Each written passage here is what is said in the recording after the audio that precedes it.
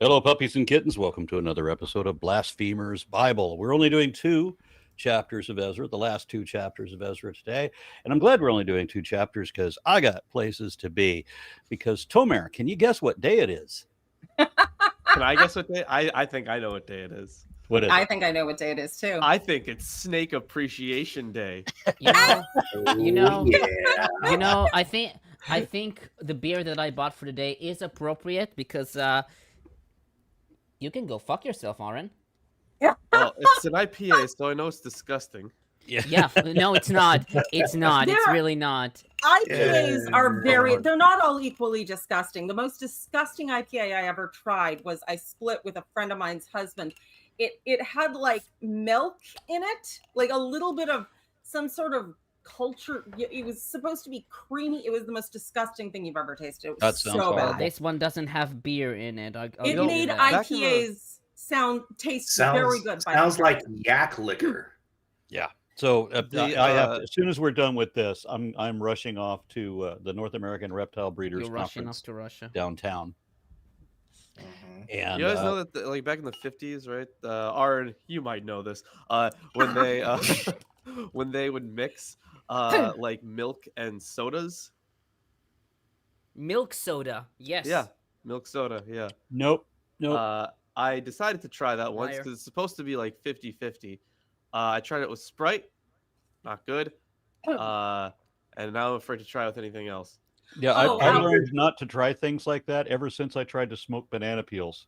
Okay, no, what you're Sounds like you supposed to think. do is take a dark soda, like Coke, and with milk, like basically like a White Russian, but virgin. Yeah. Who So would call them Lawrence, before we get started on Ezra, I wanna jump to Psalm 22 Ugh. Okay. because there's somebody in the chat that seems to grossly misunderstand this psalm. Let me just read a little bit of it. My God, why have you forsaken me? Why are you so far from helping me, from the words of my groaning? So this is supposed to be taken as prophetic. This is like where Jesus is talking to his father, Jehovah, who is not Jesus, so that Jesus is not his own father. This is Jesus talking to somebody else, but it's not, because it's in Psalms. So what they did with the Gospels is they just took this line and gave it to Jesus so that it could resonate with the tradition that they already had. Am I guessing this correctly? They took a bunch of stuff from the Psalms to to create their Jesus narratives. Each of the evangelists themselves, and yeah, they would often have Jesus citing some Psalms. It's really not out of the ordinary. You read any work from this period in any I should say any like Jewish Christian work from this period, and yeah, if they have speaking characters, they'll often have them cite scriptures. It's really not that big of a deal, but yeah, none of this is prophetic. I mean, the closest thing you can get to prophecy is like the last part about it being preached everywhere. But Which, like, yeah, that's not unique to that psalm. It's oh my god. Yeah, a couple more verses I want to read out of this. Oh my God, I cry by day, but you do not answer, and by night, but find no rest. Yeah, I hear you, man, because you're talking to nothing. You're talking to yourself, screaming into the void and hoping for an answer. Well, yeah. This is the psalmist doing that, right? Yeah, it's his own personal lament. But Yeah. I mean, the date for this, there's not really much stuff in there that we can actually date. But like you could like I've heard argued that like the first part of it or the first half of it is like is pre-exilic, and then the second half of it is post-exilic. And no, I see the comments from the same commenter, and the thing is, they're just citing the stuff that was literally taken from the psalm and turned into the Jesus narrative. Look, I Like, get. that's not prophecy I don't know fulfillment. why. That's them I don't know writing a why we're story focusing to because- confirm the thing that they already believed.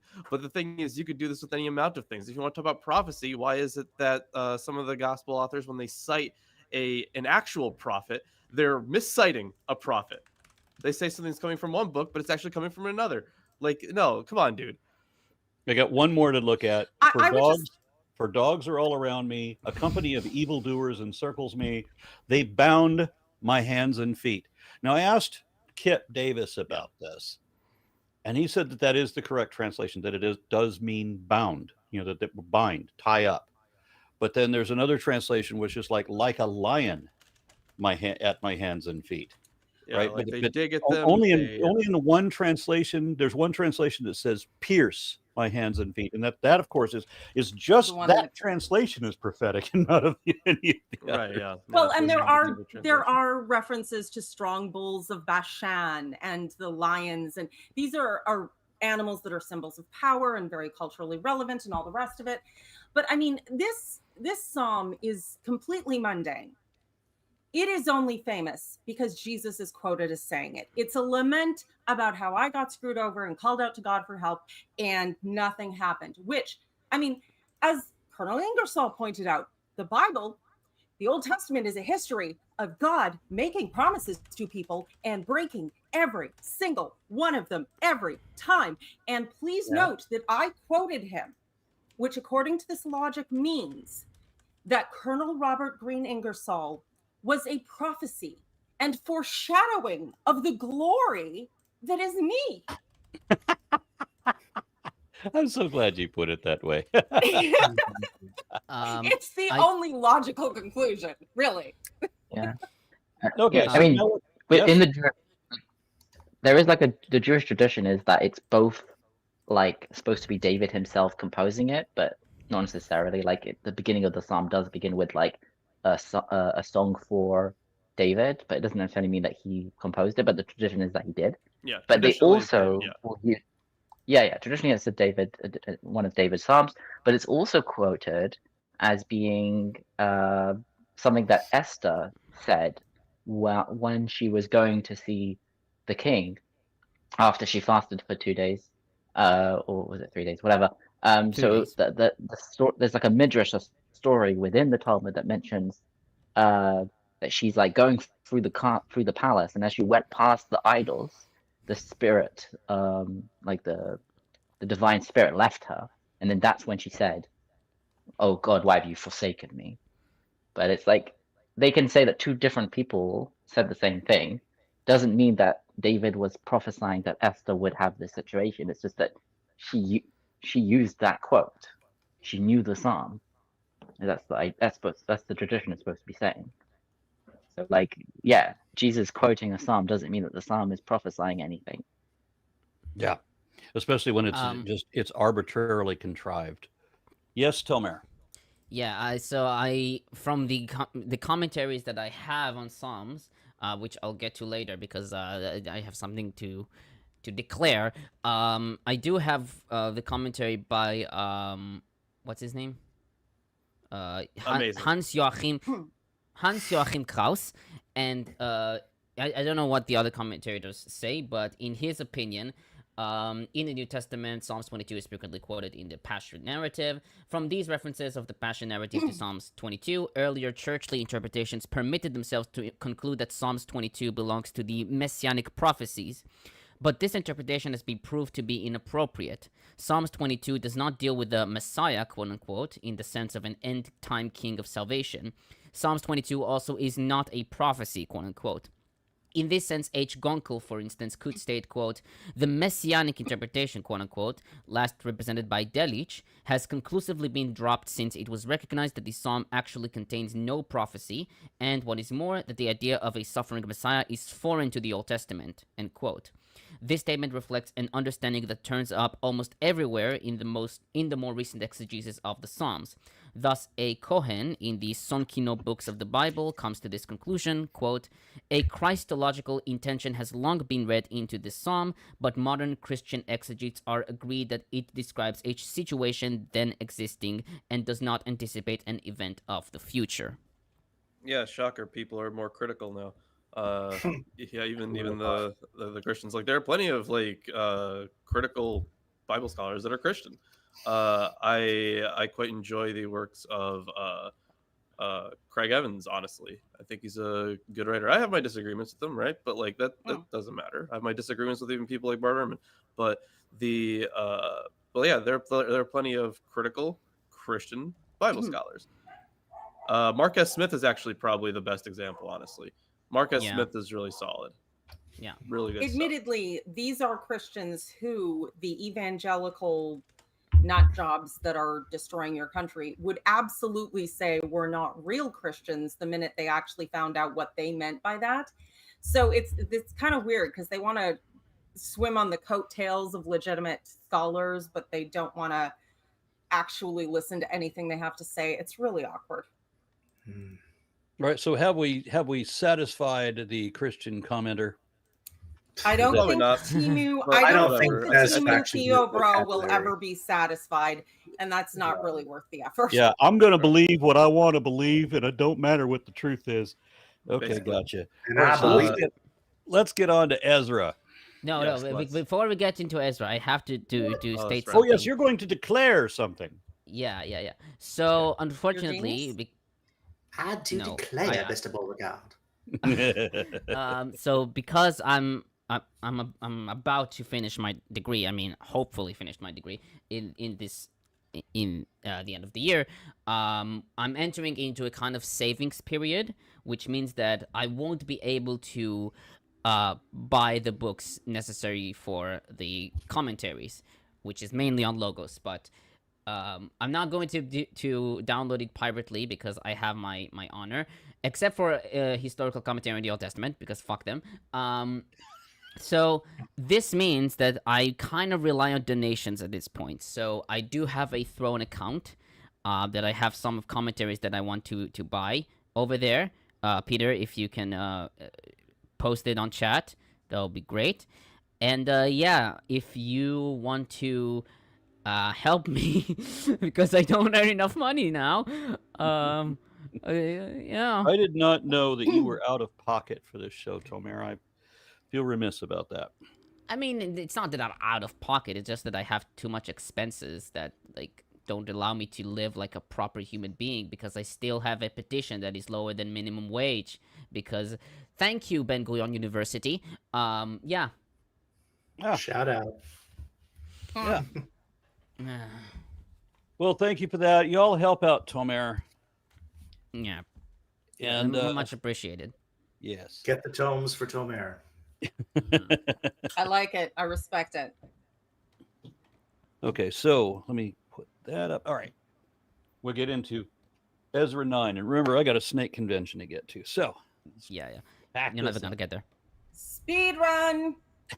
After these things had been done, the officials approached me and said, "The people of Israel, the priests and the Levites, have not separated themselves from the people of the lands with their abominations, from the Canaanites, the Hittites, the Perizzites, the Jebusites, the Ammonites, the Moabites, and Chigarites, and the Egyptians and the Amorites. For they have taken..." What's that? And the parasites. And the parasites.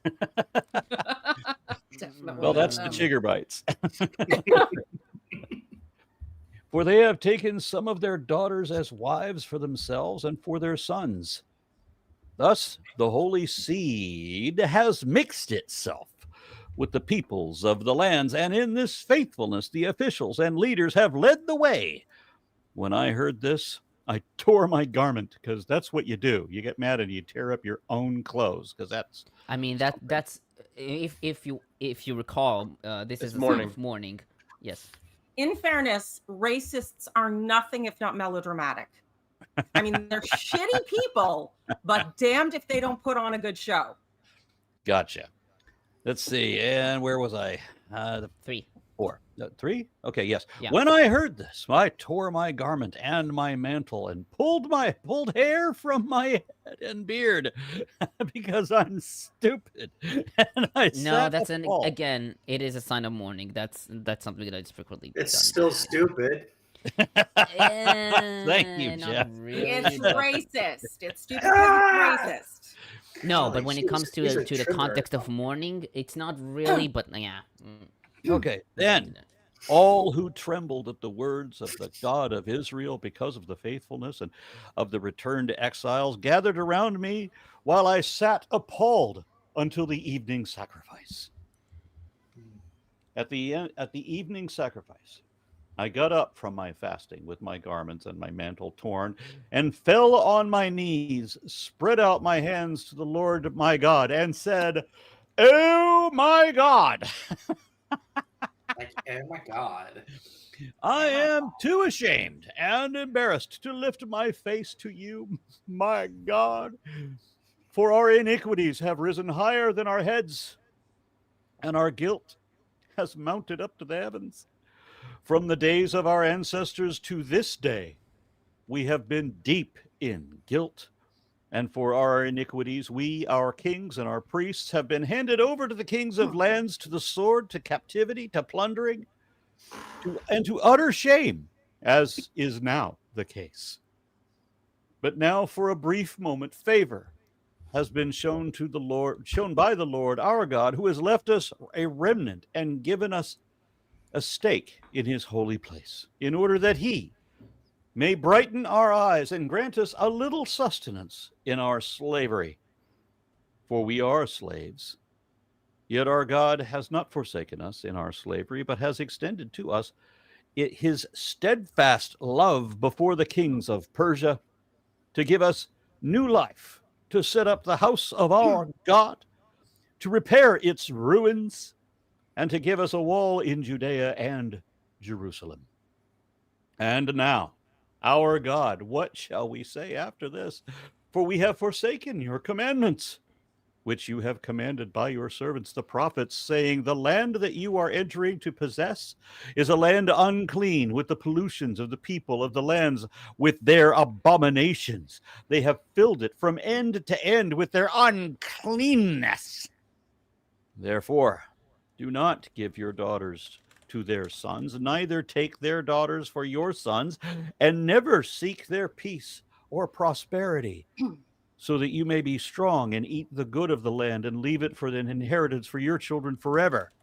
After all that has come upon us, for your evil deeds and for our great guilt, seeing that you, our God, have punished us less than our iniquities deserved, and have given us such a remnant as this, shall we break your commandments again and intermarry with the peoples who practice these abominations? Would you not be angry with us until you destroy us without remnant or survivor? O Lord, God of Israel, you are just and also racist, but we have escaped as a remnant, and now, as is the case, here we are before you in our guilt, that no one can face you because of this.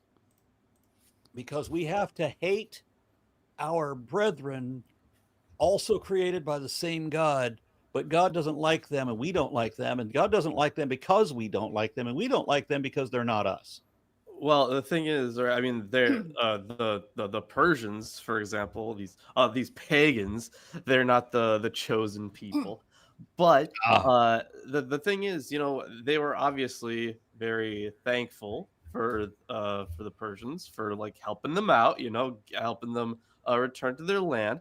But they're like, listen, thanks, but we're not gonna fuck you, like that's Yeah. very very. I kind of wish. tough. I kind of wish but that you read this in Strom Thurmond style. The thing is, you definitely see here what's going on in the timeline, because after the exile, or I should say during the exile, people were intermarrying. They were being integrated. This is like a period of that was steeped with syncretism too, where like in order to survive with your faith outside of the land, right? Because remember how central the land and the temple is to early Israelite religion. Because they are out of that context, they need to adapt. And in a lot of cases, like if you intermarry, for example, you could become a polytheist, or you could have some other way of rationalizing it in your head, where you combine this monotheistic religion with a polytheistic religion, which is more common than you would think. So the you can kind of see here that upon the return, this was happening a lot, and so like, you know, the author here blamed their intermarriage as like one of like the many sins that they were doing that would keep them in in destitution, right? So the I think that one of the interesting parts here, what was it? Was in verse 7 or 8. No, I think it was maybe a little bit earlier than that. But they do have the implication, or they do imply that like their exile was a punishment, right? I forget what verse that was, but it's like 7 or 8, somewhere around there. But they do carry that implication. But you can kind of see how the theology has to change in order for them to adapt in this new world. Well, and to maintain a faith identity consistently. And this is something that really helped with my deconstruction, and that I've encountered in several books about the evolution of God and anatomy, is that there's a very clear change when the Exodus happens, because Yahweh was at least partially a war god, clearly fucking failed at that.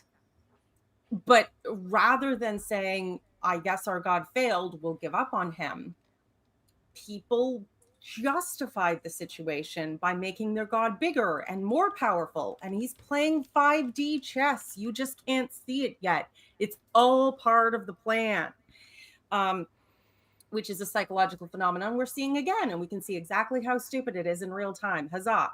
I have a little more sympathy for these people being, you know, pilgrims and vagabonds and torn away from their families. But honestly, listening to him having this public temper tantrum because other people have happy marriages that are not as rigid, and I mean, it's giving Theo Bro incel rage addict online.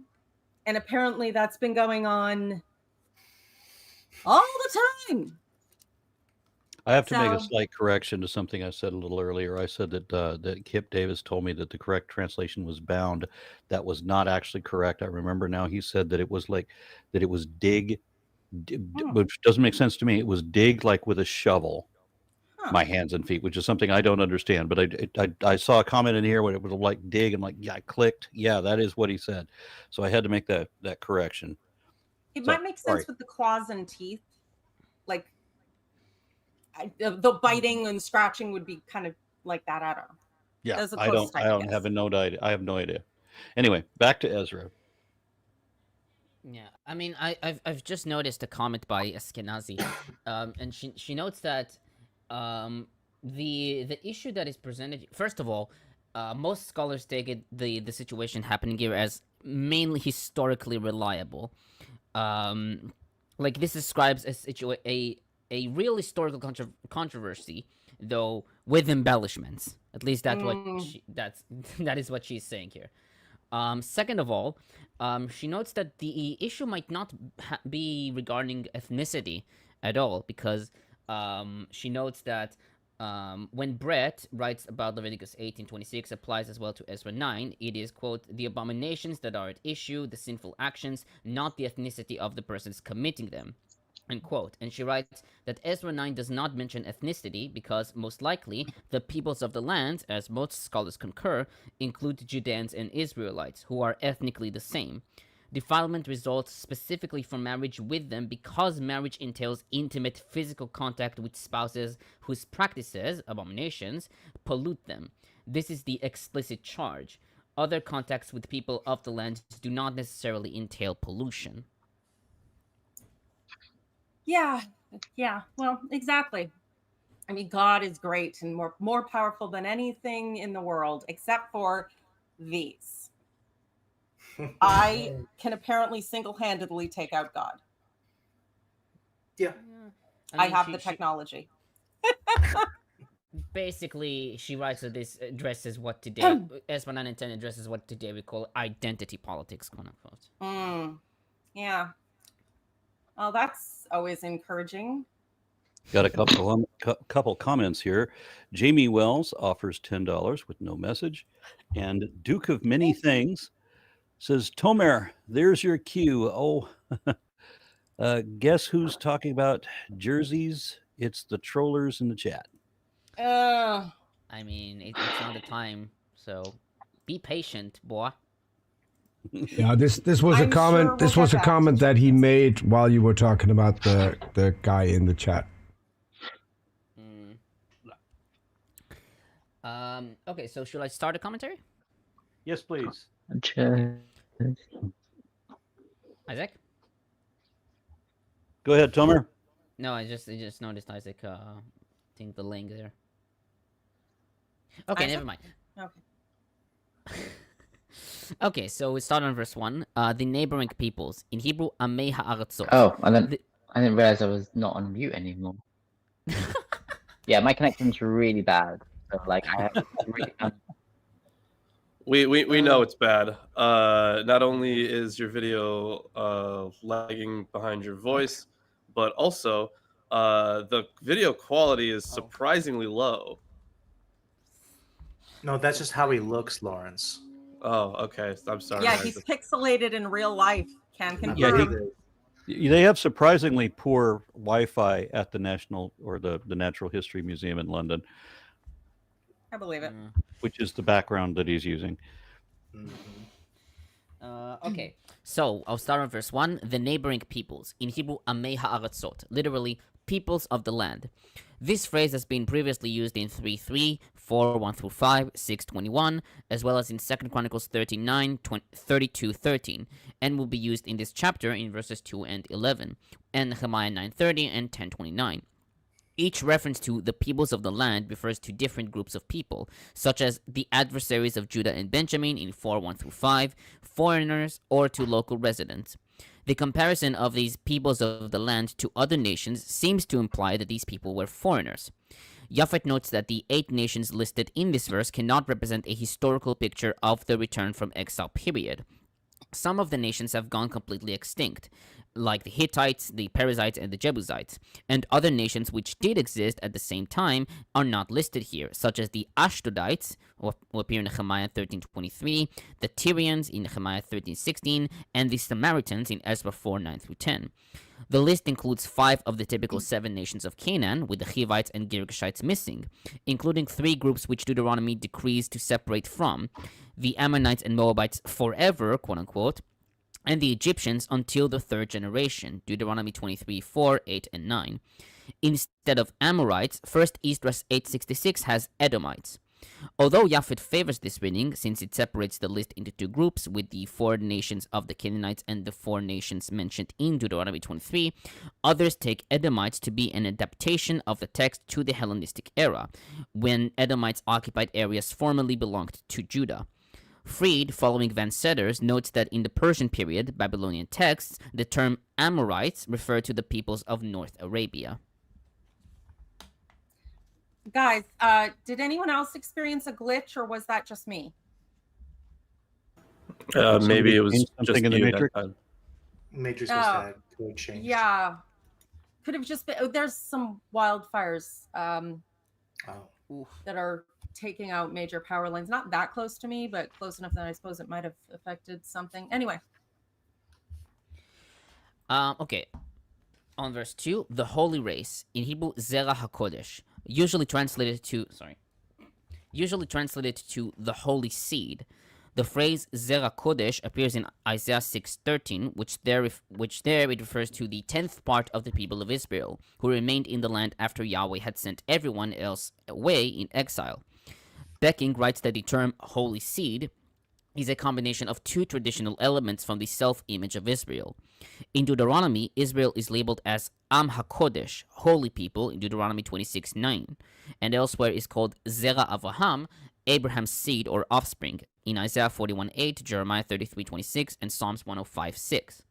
Freed notes that Deuteronomy 7:6 provides the definition of what it means to be holy. Quote, Yahweh your God has chosen you out of all the peoples on earth to be his people, his treasured possession. End quote. Thus, Kodesh in Hebrew actually means dedicated or set aside. People are termed holy when they dedicate themselves to Yahweh alone and to his commandments. She writes that holiness is contingent on behavior and is not intrinsic or genetic. Likewise, Eskenazi reads the consecrated seed, with the noun kodesh with a definite article communicating that the seed is dedicated to the holy. She notes that in contrast to Deuteronomy, which depicts Israel as holy people, the priestly source of the Pentateuch has the sanctity belong only to priests, as we see in Leviticus 21:6 and 7, and Nazarites in Numbers 6:5. Thus, chapter 9 reflects the priestly source and doesn't grant sanctity to the genealogy itself. She further writes, quote, the specific meaning of Zerah HaKodesh in EN is unambiguously illuminated by Ezra's use of Kodesh in 8:28. Ezra here declares the vessels Kodesh because they have been dedicated to God's temple. As gifts from the king and others, the vessels do not possess intrinsic holiness, but when designated for the temple, they acquire a new status. Attention to this transformation in status is crucial for understanding the use of Kodesh in EN. Nehemiah 11:1 and 18 further underscore the attribute, not intrinsic sense in EN. Jerusalem becomes the city of the Kodesh only after the community has dedicated itself to God, the Torah, and the temple in Nehemiah 8-10.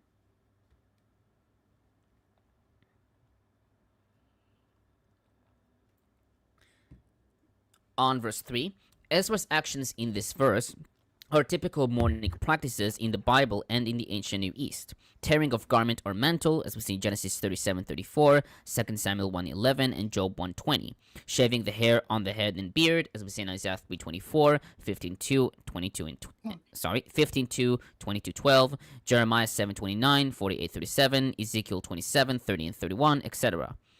Josephus in Antiquities 11:142 explained that Ezra reasoned that he would not be obeyed if he ordered the Israelites to expel their wives and the children born from them. Becking, citing Orlean, notes that such mourning rites are not limited to the process of coping after a death, but were also executed in situations of a gross disturbance of existential balance. Thus, the mourning here has the same function as the begging through a prayer. It appeases God and the community in order that the disturbed order is restored. Mourning rites as a way of repenting for blasphemy or showing that you do not agree and or participate in whatever you perceive as blasphemy is totally something we've seen here a lot and we'll see again. Oh my God. This is so... Oh, I have horrible thoughts about exactly how many preachers, old racist preachers preaching about miscegenation would have just quoted from this book. And the ones in this region of the Bible, it's terrifying. Hello, little danger noodle. Who's a cute little snack? He is so cute. Yeah, she is. She's very striky. The babies tend to be bitey, and she is like full on. She trying to bite me every opportunity, and I've got to get her past that because she's going to be big, and I don't need that behavior. No, spicy snack. Yep. Yeah, that's fair. But it's interesting too that this is yet another version of that horrible thing that we see in religion, in the worst parts of religion and the most cultish. Pop all the time, where God is love and the foundation of all that is good and just in the world. And in order to follow him, you have to throw out your family and send your children and wife away, destitute, and abandon them forever to protect good.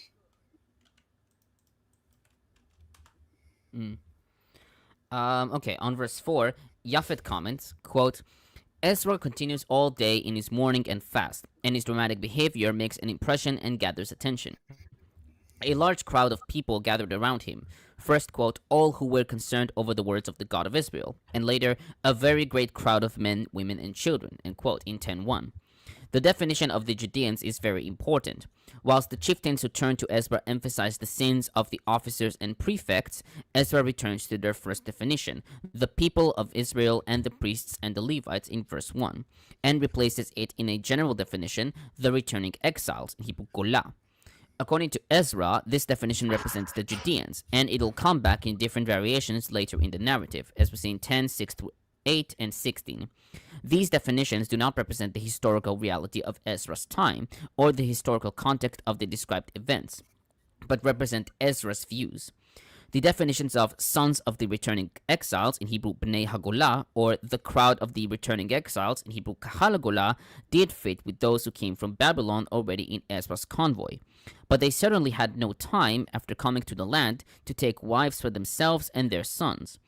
Ezra's words are directed to Judah's veterans, to the people of Judah and Jerusalem who returned from exile since Cyrus's days forward, and to the people of Judah and Jerusalem who did not go into exile, and in any case did not return from it.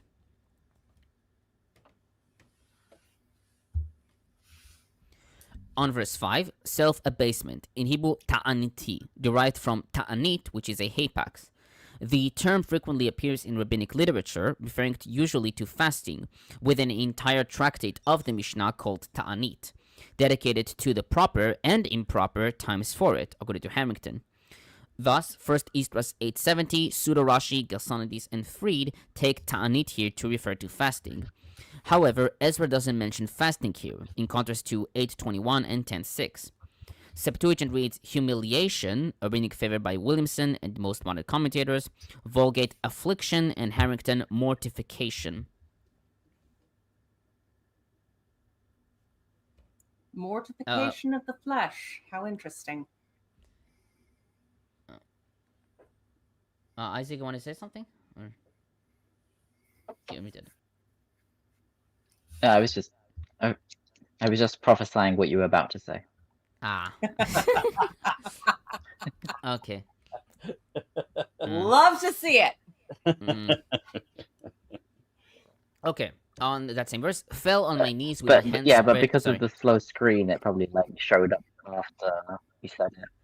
I Yeah, see. that's the deception of the lies of the internet. Okay. On that same verse, fell on my knees with my hands spread out to the Lord my God. Eskenazi comments, quote, ancient Near Eastern iconography establishes kneeling as an expression of humility and subjugation before a superior. See the Jehu obelisk. Isaiah 45:23 makes it clear that kneeling, not bowing, is meant by Chaf Resh Ain. The term repeatedly conveys being vanquished in Isaiah 65:12. While no single posture characterizes biblical prayer, kneeling is common. Solomon both kneels in 1 Kings 8:54 and stands in 1 Kings 8:22 during prayers of thanksgiving at the dedication of the temple. Kneeling in regular prayer was largely eliminated in later Jewish traditions. Hand gestures are a common feature of prayer in biblical texts, for example, 1 Kings 8:22 and 38, and ancient iconography. Josephus retains this image, stretching his hands toward heaven in Antiquities 11:143, indicating that this gesture was recognized as a sign of prayer in the 1st century CE. Images of the subjugated with the hands lifted and spread out and on the knees from the ancient temple of Karnak in Egypt, mid-13th century BCE perhaps, illustrate the antiquity of such gestures. There's a lot of very cool stuff at Karnak, by the way. Shout out. Yeah, the full prostration is still used in Judaism, like only on Yom Kippur. I mean, they do it once or twice during the service. Oh. No, I don't really see that in, like, I don't know. I haven't been in a synagogue for quite a while. Okay. On verse 7, Becking comments, quote, both terms for guilt return in the historical retrospective, with which Ezra gives the current situation a place in Israel's history. The narrator adopts the basic ideas of D.H. The people of God have lost their place in the promised land by an accumulation of disobedience and transgression in 2 Kings 17. The four elements to which the four elements to which the people are extradited, sword, imprisonment, plundering, and shame, remind of one of the triad pestilence, sword, and hunger, as found in Jeremiah's prophecy of doom in 21:7-9. They give an evaluation of the Babylonian exile. The fourth element, boshet, shame, is characteristic of the narrator of the book of Ezra. By its behavior, the word for shame is bullshit. Bullshit, Aaron. We have already Bullshit. heard this. I wanted to comment the last time I heard it. The last time you heard it was In probably... Yiddish, Go on. sorry, in Yiddish it's you say bushes. Bushes. We already have Ishbosheth in the Bible, so... It's a universal language after all.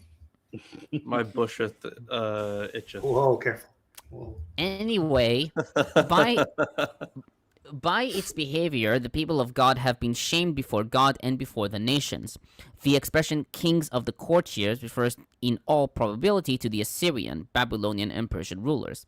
The final words kayom hazeh, like today, seem to be somewhat disconnected, according to Williamson, but are functional for the view of the narrator of Ezra.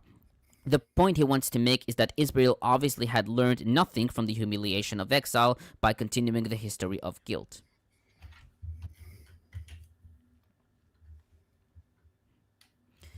On verse 8, a firm place. In Hebrew, yated, literally stake or tent peg.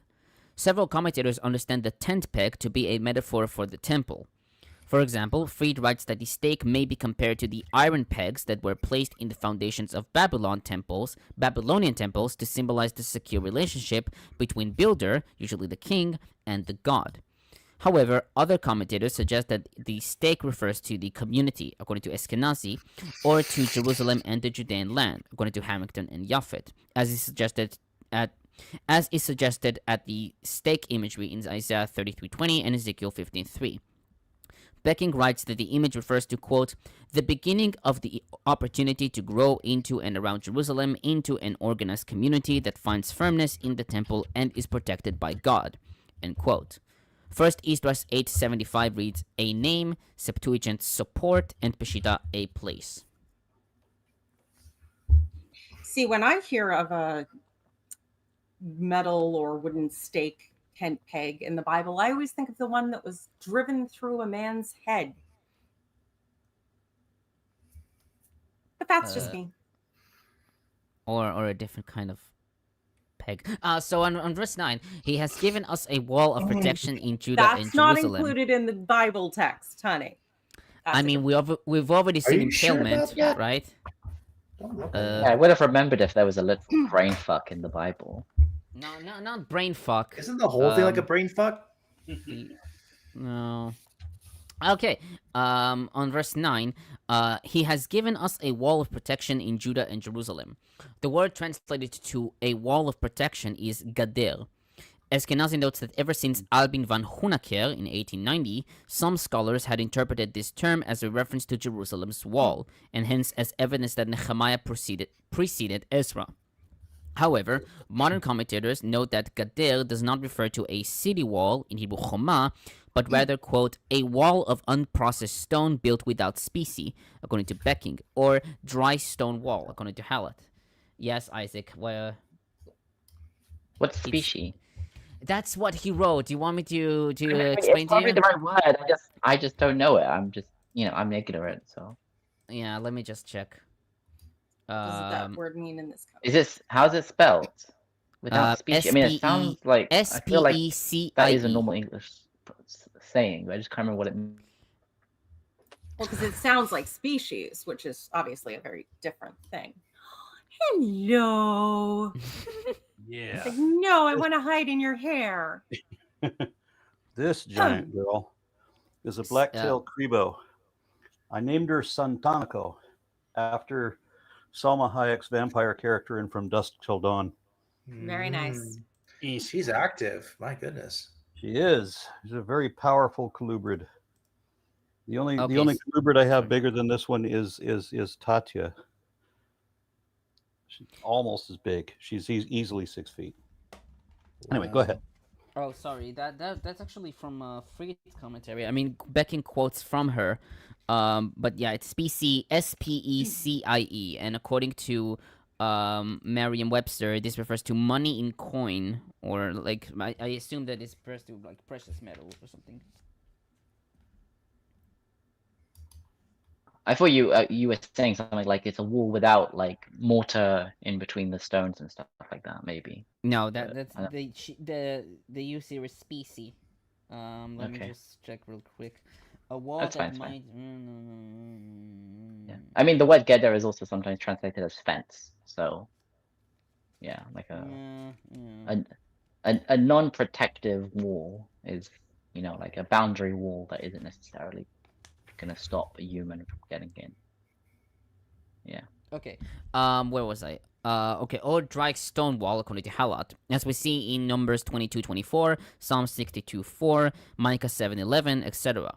Thus, the Gader here likely refers to a relatively fragile boundary and is used here as a metaphor for the limits of the new settlement and to the protection given by the Persians to the community around the temple, as we see in Williamson, Japhet, and Harrington. Pseudo-Rashi wrote that they had created a fence to keep Yahweh's commandments. Harrington explains that in the Mishnah, a fence, in Hebrew siyag, represents, quote, safe enclosure of traditions around the Torah so as to ensure that the commandments are kept. The idea is that special rigor and extra restrictions from oral tradition are added to the Torah in order to protect the observance of the core written word, as we see in Mishnah Bot 1:1. Especially in the Talmud when it's talking about the laws of the Sabbath. There's lots and lots of like, gedarim, like fences around. So, for example, like you're not supposed to do any harvesting, which means that you shouldn't be plucking any branches off a tree. So you shouldn't ride a horse because you might pluck a switch, so that you could get your horse to go a bit faster. So don't ride a horse because you might tear a branch off a horse. Yeah. Yeah, well, isn't that the entire thing with milk and meat and kosher and the having two sets of dishes and an industrial strength dishwasher and all the rest of it, and waiting hours in between because there's one rule that says don't boil a calf in its mother's milk. Yeah. Which means that if the chicken plate touches the cheese plate, you have to smash them and bury them. That's a not bit so much extreme, but offense as yeah. I'm not wrong. That's not so much offense as like a Yeah. I don't even know, a nuclear quarantine zone. Yeah. Yeah. It gets a bit OCD with some aspects. Yeah. Do the Jews just have OCD? That would explain so much. I mean, kinda. Generational OCD? I mean, Yeah. We're gonna find something in the genome at some point. And I Something should like also that. note Pseudo-Rashi writes, a fence, for they had created a fence to keep his commandments. So it's not, don't clear if the fence is a literal one according to him or Right. no. Okay. Yeah. On verse 11. I mean, it's one of these things Sorry. that if you live with it, if you grew up with it, like it doesn't feel like you're adding all of these extra rules and stuff. It's just the way that it's just the way always done things are. things. Yeah. Yeah. I mean, like, I sometimes still like, I'm tying my shoelaces and I'm like, oh no, if I, not oh no, but like you have to put the right shoe on first and then the left shoe and then you tie the left shoe and then you tie the right shoe. It's like, it's like And if I feel admittedly, myself doing it, I feel bad. having routines can lessen the mental burden of kind of doing everything manually. It's just when they become Right. way more important that they should be that it becomes unhealthy. They can help, but deep breath. Also, where is our fearless leader and his snacks? I guess that's me now, except no snacks.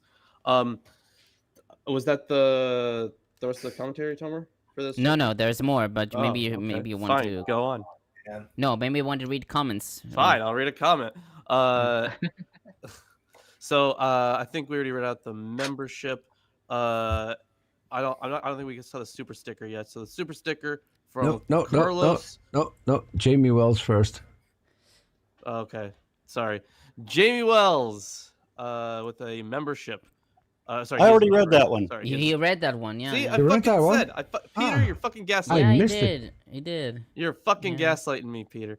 So, anyways, yeah, the super sticker from Carlos. Thank you very much, appreciated for what is that? That's 100 something. What is that? Ars. I actually don't know. I mean, I know what ars 100 in. Oh, S. Argentinian peso. Is it I know what ars Argentinian means. peso, okay. I know what ars means in Hebrew, but like. I know what it means in English. Oh, and Yeah. then we got a comment from Kip Davis, who Yeah. I did a stream with yesterday. Actually, Did We were you? doing- yeah, we were doing some commentary and translation of Matthew. Man, when is Kip Nice. going to? Yeah. to I really like Kip's translations. It was definitely fun to go over some of the stuff with them. We were looking at textual variants too. So by the way, Kip says, I think I've been watching too much of the now disgraced Egyptologist. On my phone screen, I thought at a glance that Jeff was David Falk. And What? I was like, what the I mean, What the fuck? Ow! Ooh. I mean, I'm much better same than ish that guy kapit, anyway. Jeff. Come on. Same ish kapit. Yeah. By the way, Okay. Kip. He's watching on Um, his phone. By the way, Kip, That's your mistake right you're addicted. Treat Just yourself, put your please. dick. He's addicted to rage watching a disgraced No. Egyptologist. At least I'm not going to be confused for the disgraced Egyptologist. Imagine having him Imagine having him going through an intervention. You're watching I've too the rage PTSD of it, or the addiction. from followed it. something for the hate before. Mm, The videos Martimer 81 did on spirit science were fucking hilarious. Oh, we got seriously. another one from Carlos, 100 Argentinian pesos. Thank you very Hey, much. thanks, Carlos. Carlos. That all goes to R, and we don't get paid. yeah. Neither do I, Carlos. which means that Oh, actually, I did get more coffee from my Throne account, so thank you. People actually Oh. fucking listen. Yay! I have $30 Aw. now. Thanks. Yeah, you'll help out Tomer, please. Yeah, just Yeah. help out so we can continue to berate you. Yes, yes. The super chats go all the super chats go to the snakes. So Well, Yeah. he can continue to berate them, and They I are. can continue to berate him. Apparently, they this are is the our star of the dynamic show. now. They Yeah. are the star of the show. The only biblical character that we have access to. That's true. Okay, excuse are me, we? Okay, Ashley. no, we're not done, Aaron. Okay, on verse 11. There it is. I'm calm. You gave through your servants the prophets when you said, etc. The quotation here is not found in the prophets. Eskenazi notes three possibilities. 1, it may be an imprecise citation. 2, it may be a synthesis of several sources, possibly with reference to the prophets as a general term that includes Moses. And 3, EN may use Ezra to model and legitimize the application of tradition to change circumstances. She writes that if this is the case, then Ezra quote, demonstrates how to combine several different texts and ideas, end quote. She writes, however, that all these explanations remain hypothetical, given the uncertainty about the nature and extent of a written Torah at the time of EN's composition. On verse 12, do not seek a treaty of friendship with them at any time. The Masoretic text reads, do not inquire after their health or welfare. In contrast to the marriage prohibition, which is more specific and practical, this prohibition is, quote, a general definition of the foundational view towards such nations, end quote, according to Japhet. The words you're are not quoting allowed- I'm sorry, go ahead. Yeah, the words are quoting from Deuteronomy 23:7, but there it is directed against the Ammonites and Moabites. Ezra expands the passage to include all foreigners. Fried notes that this goes beyond what Nehemiah permitted, since under him Judeans regularly engaged in commerce with others, as we see in Nehemiah 13:16, but it doesn't match in severity that demanded by Deuteronomy. Ezra does not require that they be defeated or destroyed, since that would be impossible. So they're forbidden to say how are you? How are you doing? Or But have they're a, no have a longer they're no longer required to genocide them and all their children, though they might still do it for fun if they get the chance. You just can't talk to them nicely like they're people. Yeah, no. Because Bible's all about hate. yeah. Ain't May no such hate love like Christian never love. find you. Mhm. No hate like Christian love, indeed. Yeah, I could see that. Yeah. Okay, on that same verse, that you may be strong and eat the good things of the land and leave it to your children as an everlasting inheritance. Eskenazi comments, quote, the promise of inheriting the land and its goodness most explicitly emerges here as the climax. Land and land inheritance stand as the final goal of the commandments. Deuteronomy repeatedly emphasizes the loss of land, for example, Deuteronomy 11:8 and 9, which features prominently in Ezra's prayer. The concern is natural in light of the prior history, yet the preoccupation with holding land may have more specific challenges in view. Land rights as an issue in the controversy over marriage. As sources from antiquity show, formal marriages often were contracted primarily for the purpose of progeny and transmission of property. A number of scholars argue that land distribution between members of the Judean community was an important post-exilic concern, according to Hoglund and Weinberg. If so, opposition to wives from the peoples of the lands is not only religious, but also economic, because marriage could result in loss of communal land through legal patterns of property transfer, as we see in Numbers 27 and 36. Bensby, however, discounts a concern over land rights, noting that the land was sparsely populated.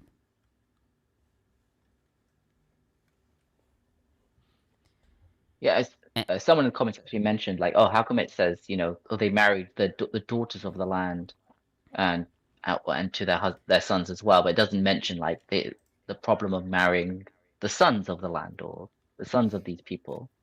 So there is like a difference between, when you marry your daughter off, she goes and lives with the other people, keeps their religion, whatever. It's not your problem anymore. But like, if your sons marry their daughters, or if you marry their daughters, then their influence is coming into the community, and that seems to be what Ezra was more focused on. Yeah, we can't have that. We can't have a marketplace of ideas. No. I mean, Remember, I don't know if you must marry, engage in interracial marriage. It pisses God off, and he's an asshole and deserves it. Fuck him. And it's good for genetics. It is good for genetics. Yeah, it's healthy. I don't know if at this point, if it was seen as like the children of these women would not be considered Jewish because of like the matrilineal descent thing. If that was already established at this point. If they were going to inherit your property, that would be a real problem.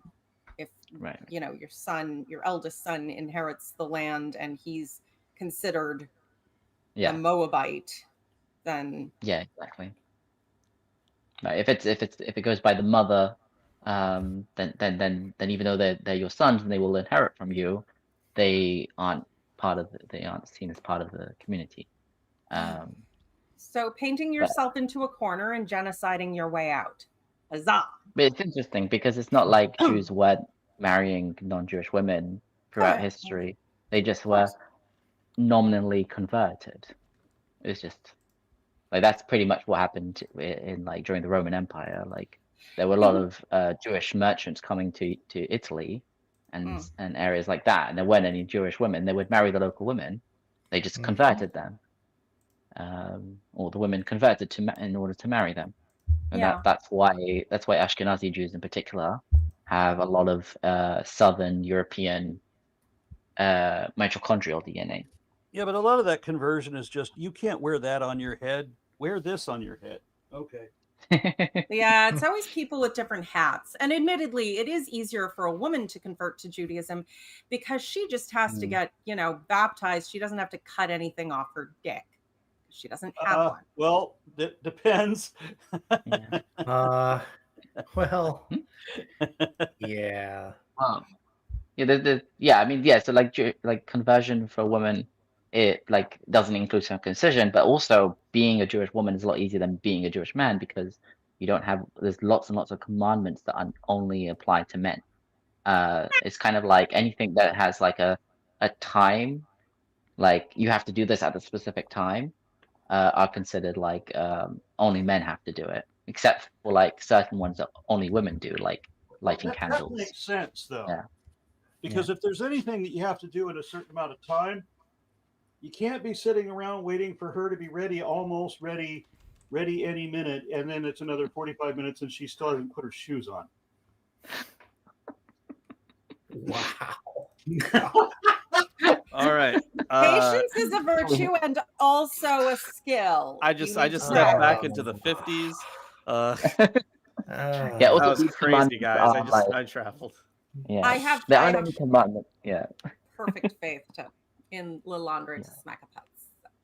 Yeah, I mean, like I'm saying, like the praying 3 times a day, for example, like women aren't as, it's not so strict for women. They don't have to like going to synagogue is not as popular, for sure not. But even like I don't think they have to necessarily do all of the prayers 3 times a day or anything like that. Are they allowed If to they if want they to. want to? Yeah, definitely. It's still very common. It's just not like a thing like, oh, you missed Shema this morning. How could you be my son if you didn't wake up in time to say the morning prayer? You know, like Mm. Oh, okay. yeah. So they do not But definitely, shame their yeah. ancestors when they sleep in or have a cup of coffee instead of kissing God's But ass there's in the still morning. a lot of patriarchy going on with like modest dress and talking to boys and what else? What's the other one? Oh yeah, expecting girls to help around the house a lot more than boys is very common, I think. It's just culturally. Within the religious communities. in my Yeah, case, not the secular one's probably the opposite. in my case, we all had to help. You Okay. all had to help, yes, because the you grew up egalitarian.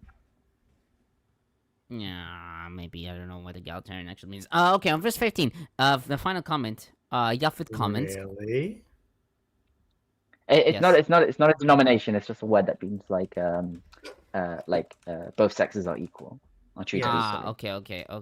Okay. Which Yeah. It's a new English word for him, guys. No, I see what it means. It's just a fancy word for equality. Yes. Okay. And finally, on verse 15, Japhet comments, quote, the last chord of the confession ends it with a pessimistic tone, repeating the 2 foundational principles. Ezra puts God and the people in front of each other. God is righteous, but the people, the remnant, bear the gravity of the guilt from then until today. Ezra does not ask for forgiveness, doesn't turn to God's mercies, and does not offer repentance. He stands before his God in complete helplessness and concludes, quote, we cannot face you on this account, end quote. In contrast to the overall confession, and despite continuing the wording in plural, we have survived, nish'anu, and we are in front of you, henenu lefanecha, the nature of this statement is a declaration of faith. This is the only place in the prayer where God is called Yahweh, the God of Israel. The name Israel is not mentioned once in the confession. And this is the only place where the theodicy foundation is declared, you are righteous, in Hebrew, tzaddik ata. The confession ends with a statement that is all about justification and a feeling of absolute hopeless guilt.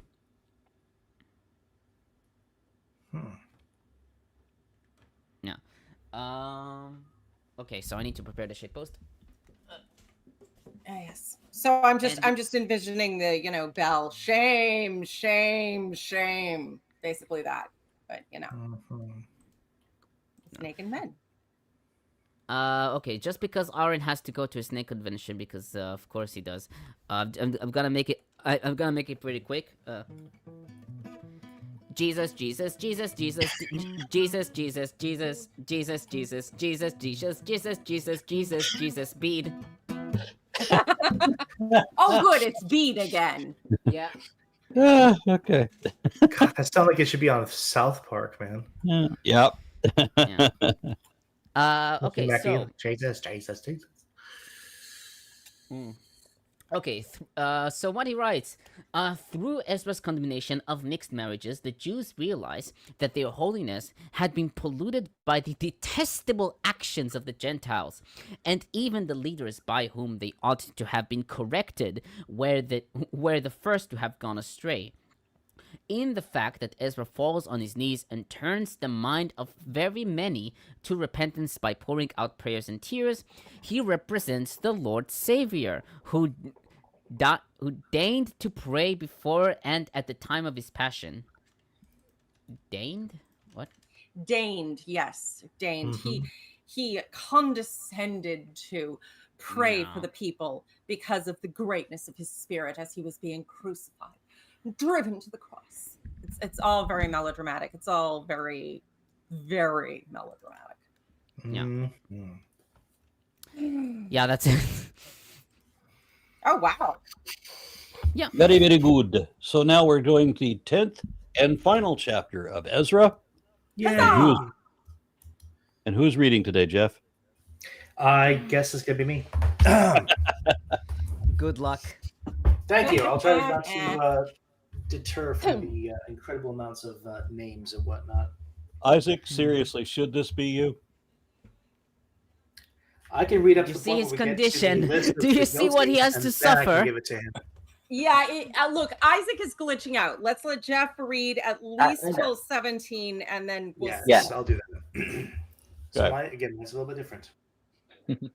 While Ezra, weeping and prostrate before the temple of God, prayed and confessed, a great crowd of Israelites gathered around him, men, women, and children, weeping bitterly too.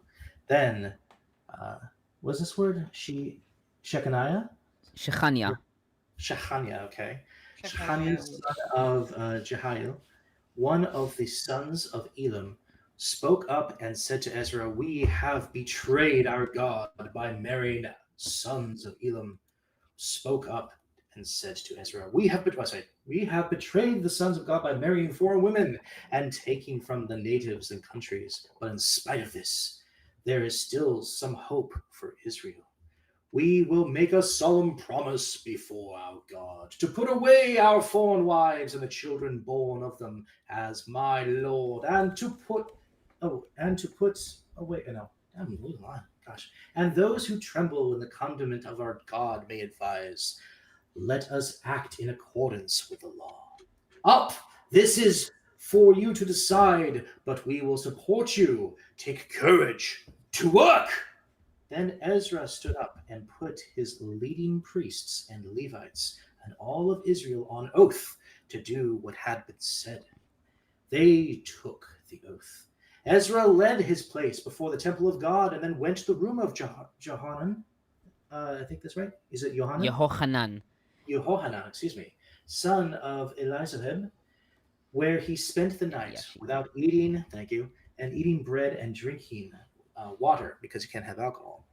He was in mourning for the exiles' treachery. A proclamation was introduced to Judah and Jerusalem in all of the exiles that they were to assemble in Jerusalem. Anyone who did not come within these days, such was the warning the leaders of the elders, would have all of his goods seized and would himself be excluded from the community of the exiles. As a result, all the men of Judah and Benjamin assembled in Jerusalem within 3 days. It was the 9th month, the 20th day of the 9th month, of all the people that gathered in the square before the temple of God. The occasion itself, and the heavy rain, and then trembling. Oh my goodness, this is so weird. Then Ezra, the priest, stood up and spoke. "You have committed treason by marrying foreign women, and you have added to the sin of Israel. But now give thanks to Yahweh, the God of ancestors, and to do his will by separating from the natives of the country from your own foreign wives." And in a loud voice, the whole assembly answered, "Yes, our duty is to do as you say, bitches. But there are a great many people here, and it is the rainy season, so we cannot stay out in the open. Besides, this is not something that can be dealt with in 1 or 2 days, obviously, since many of us have sinned in this respect. Our leaders could represent the full assembly, and all of those from our towns who can be dealt with in 1 or 2 days, since many of them have sinned in this respect. Our leaders could represent the full assembly. Oh, I said it twice. Okay, sorry about that. All of those in our town who have foreign wives and could attend stated times, accompanied by the elders and judges from each town, until each have turned away from God's anger, which has been thus roused against us. Only Jonathan, son of Ashael, and Jaza, son of Tikva, supported by Meshulam. Is it Meshulam? Yes. Thank you. And Shabbatai. Shabbatai. Yeah. Shabbatai. Okay, the Levite, who opposed this to produce. Okay. The exiles acted on the suggestion, and Ezra the priest chose as helpers of the heads of family for each house, all designated by name. The session by investigating the individual causes began on the first day of the 10th month, and by the first day of the first month, they had all dealt with the men who had married foreign women. Oh, by the way, Family values, Yeah, I people. turned my camera. Sorry for double lying there. For some reason, Yeah. it was skipping lines. So, not sure what happened there. We've all glitched on a line, but family think- values, everyone. Yeah. Family values. I like the fact where we all sinned the same way, which means they were all getting them foreign wives, babe. That's how it works. They knew what was up. I have a feeling I the turned my definition camera of off, so I should have a better foreign. connection now. Oh, okay. I have a feeling the definition of foreign was flexible depending on how subservient the woman was prepared to be to the creepy religious overlords. Mm-hmm. I mean, I do think that it is. The definition is quite flexible, but not in the way that you think. Just let me check real quick. Is that a conflation of exotic as well as foreign? Is that what you meant by that? I don't think exactly. Like, Well, if the woman makes the argument that she is part of the religion and is practicing the religion, she might be able to keep her family. But yeah, she'd have to probably. I've seen these kind of men before. They would make her go through all kinds of hoops if they even accepted it, and they might not, because making people tear up their own families makes them very loyal to you, because they've done something fucked up and cruel, and if they ever admit that you're an evil asshole, they'll have to admit that they were also evil assholes when they followed you, and people don't want to do that. So Loyalty through fear. Yep, and through self-degradation. It's the sunk cost fallacy, but grosser. Yeah. Yeah. And also, there's nothing about this chapter that implies that these men had one wife each. Right. Oh, look who shows up. Ah, hello. Look who it Hey. is. So Biblical Hi, Kip. scholar. My name's Dr. David Kip Falk. Nice to meet Hiptoob. you. listen, I'm very sorry, yeah. So And I feel but seriously, look at the here. Let me show you. Oh, I Actually, I'm closed curious it now. already, but it look at the size of my screen. It's like super tiny, and it was let me turn the volume down, and it's like 144p, and to be fair, you're wearing a gray shirt, so actually, it's green, but it looks in the gray, screen. and I mean, I Yeah. think that probably tells you some things about the quality of my eyesight. So It does look. I'm sorry. I just I turned it on and I went, what the fuck? So and then I quickly corrected, but yes, That's totally nice fine. I thought that was funny. nice to meet you. Nice to meet you too. Wait, they never met. No, I've seen him No. before, but I've never met him in person. That's Or on- crazy that you on guys stream have before. been the same I've never stream met at any the of same these time. people in person. As far as I'm concerned, you're all a bunch of bots. I So- have my spreadsheets. I need to check if that's true. Yes, I am very mechanical and bot-like. Yeah, So- exactly. so I have a bot-like. master's. So, So are we gonna do But the commentary I'm- for the first half? I'm fairly sure only Lawrence is real. And that- Real yes. weird. Hey, I and can that's confirm. and that's because Lauren that's is real. because bots don't work through textual commentaries when they translate Greek. That is true. They So- do not. You ask an AI to do it, they're gonna fuck up.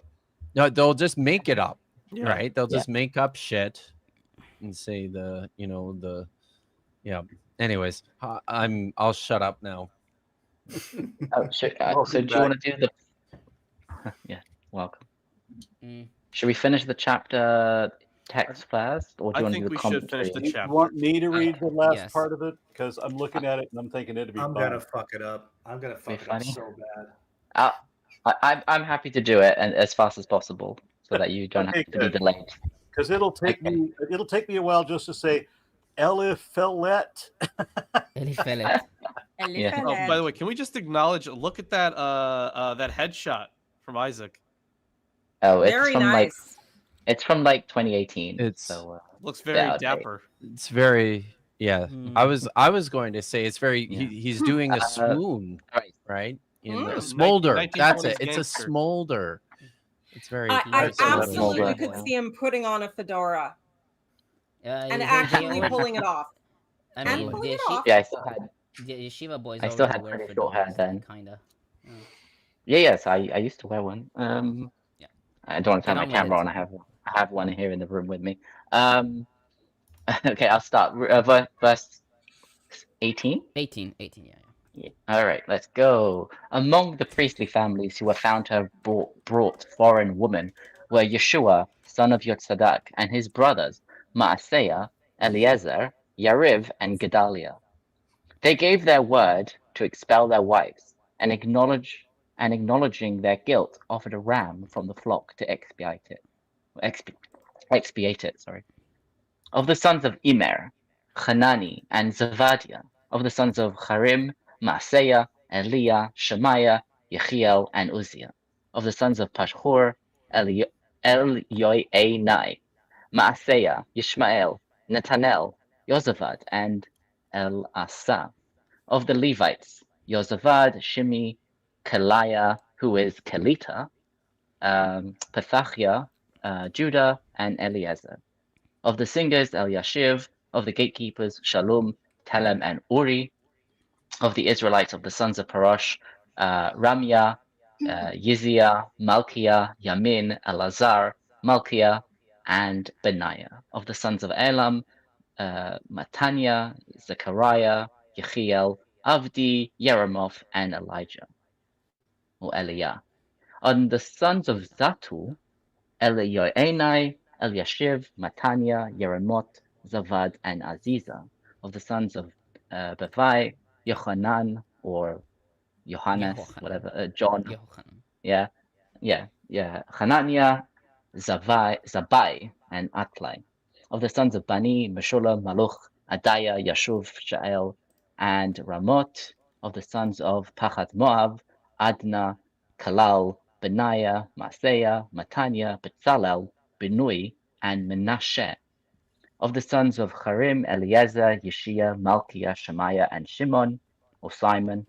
Also Benjamin, Maluch, and Shemariah. Of the sons of Hashum, Matanai, Matata, Zavad, Eliphelet, Jeremiah, Menashe, and Shimi. Of the sons of Bani, Maadai, Amram, and Uel. Love that. That's a cool name. Benaiah, Bediah. Yeah, I like that. Benaiah, Bediah, and Kaluhu. Vanya, Meremot, Eliashiv. Matanya, Matnai, Yaasai. Bani, Bunny. Binui, and Shimi. Shelemiah, Nathan, and Adiah. Machnadabai, Shashai, and Sharai. Azariel, Shelemiyahu, Shemariah, Shalom, Amariah, and Joseph. Of the sons of Nevo, Yeiel, Matityaah, Zavad, Zabina, Yadai, Joel, and Benaiah. All these had married foreign women, among whom were some who had borne children. Yeah. Well, That was it. just And that's throw the end of out Ezra. Throw out Yes. your It was, yeah. kids Yeah. and your wife and everyone else. Though it is not Ugh. the end of though I should note that this is not the end for first Esdras.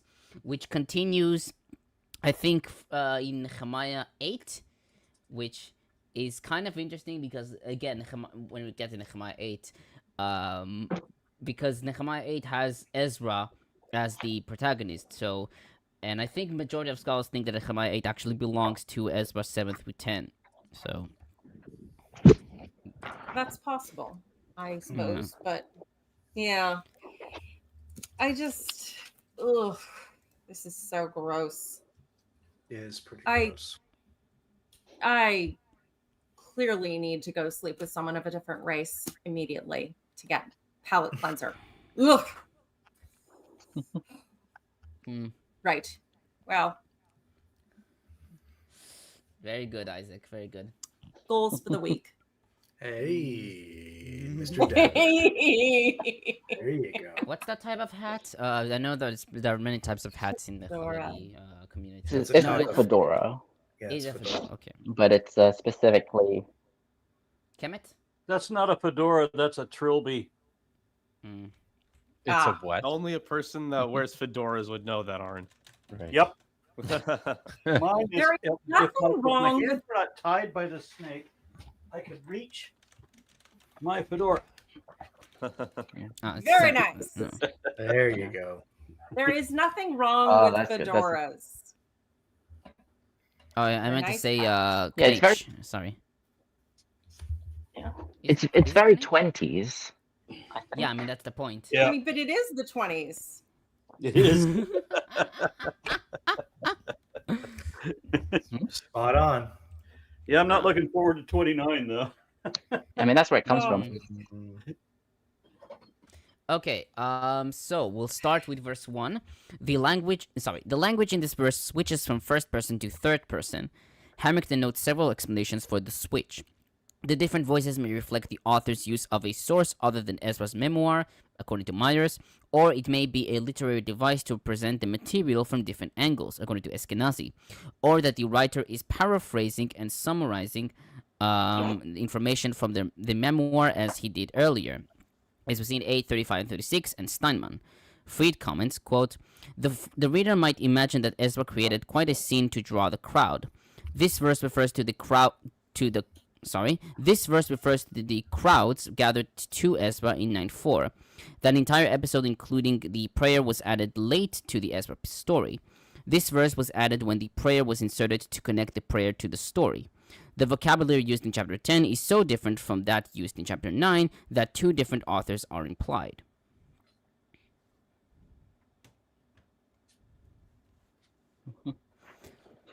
I mean, Sorry. yeah, Oh, I two did- authors is two authors is low for this part of the Bible.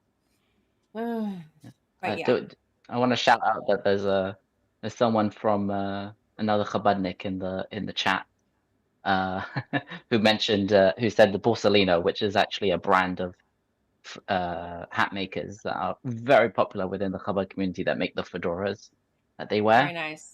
They're but it's not, we actually thought that it was like the style of hat. You get a Borsalino, but it's actually just a brand.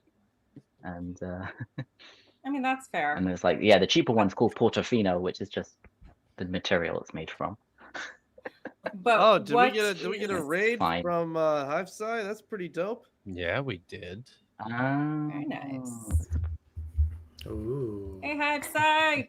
Fellow bee lover. Woohoo! Love the Save bees. the bees. Bree is the best cryptozoologist on the internet, possibly in the world. So Is that because bees don't I- exist? I don't know. I don't. Yeah, I have no idea. Yeah, I just Bree was I crucial. just respect the skills. Bree That's was all. crucial in my playlist on the evolution of spiders. It's like a 4-episode series, and I Excellent. yeah, I had to confer with them a lot on all of that, and much PC appreciated. Myers has been studying arachnids, and I'm like, I love you. I'm not talking to you about that. I don't like things with too many legs. Have you ever played with a jumping spider? Ever had a jumping spider on your hand? You guys are freaks. Aaron, Mhm. no. Mhm. They have some big jumping spiders. At the place I'm going to today has these big jumping spiders, and they're like $35, and they're adorable because they have these gigantic eyes. Yes, I've seen TikToks of them. They're very cute. You already have a zoo. No more. Something's gonna eat it, and then you'll feel bad. Yeah. Well, I realize that I do not have the wherewithal to give a spider like that the kind of attention that I see in the videos where people like praise, that they have actually a really nurturing relationship with their spider, and their spider obviously appreciates them. That's very sweet. I don't have the time for that. Okay, on verse 2, marrying foreign women. The Masoretic text reads, "Venoshev nashim nochriot." Literally, and we shall settle foreign women. Usually, marriage in the Hebrew Bible is designated by to take, lakachat, a wife, which is used in en for proper marriages within the community, as we see in 261, Nehemiah 6:18, and 763. Harrington notes that the use of lehoshiv in the context of marriage is unique to en and is reserved for marriage to outsiders, as we see in verses 2, 10, 14, 17, and 18, and Nehemiah 13, 23, and 27. And may reflect the writer's position that these were not legitimate marriages, since a holy covenant cannot be made with unholy partners, according to Willison, citing W. Davies. Japhet suggested that the use of lehoshiv indicates that the women were regarded as secondary wives. Eskenazi adds that settling the land is implicit in this terminology. She writes, quote, Ezra's prayer emphasized danger to possessing the land. Shekaniah also highlights the threat to inheriting the land. The language of settling or possessing land carries crucial political and socio-economic implications. Land ownership, not simply marriage, may be at stake. Settling foreign women, quote-unquote, reverses the divine mandate to Israel to settle the promised land. Alter's translation, brought back, envisions a different scenario based on the Hebrew shin vav bet rather than yud shin bet, but is difficult to support by the grammar. He uses settled in Nehemiah 13:24. It's interesting how you can retcon your religion when you need to get rid of people and take their land.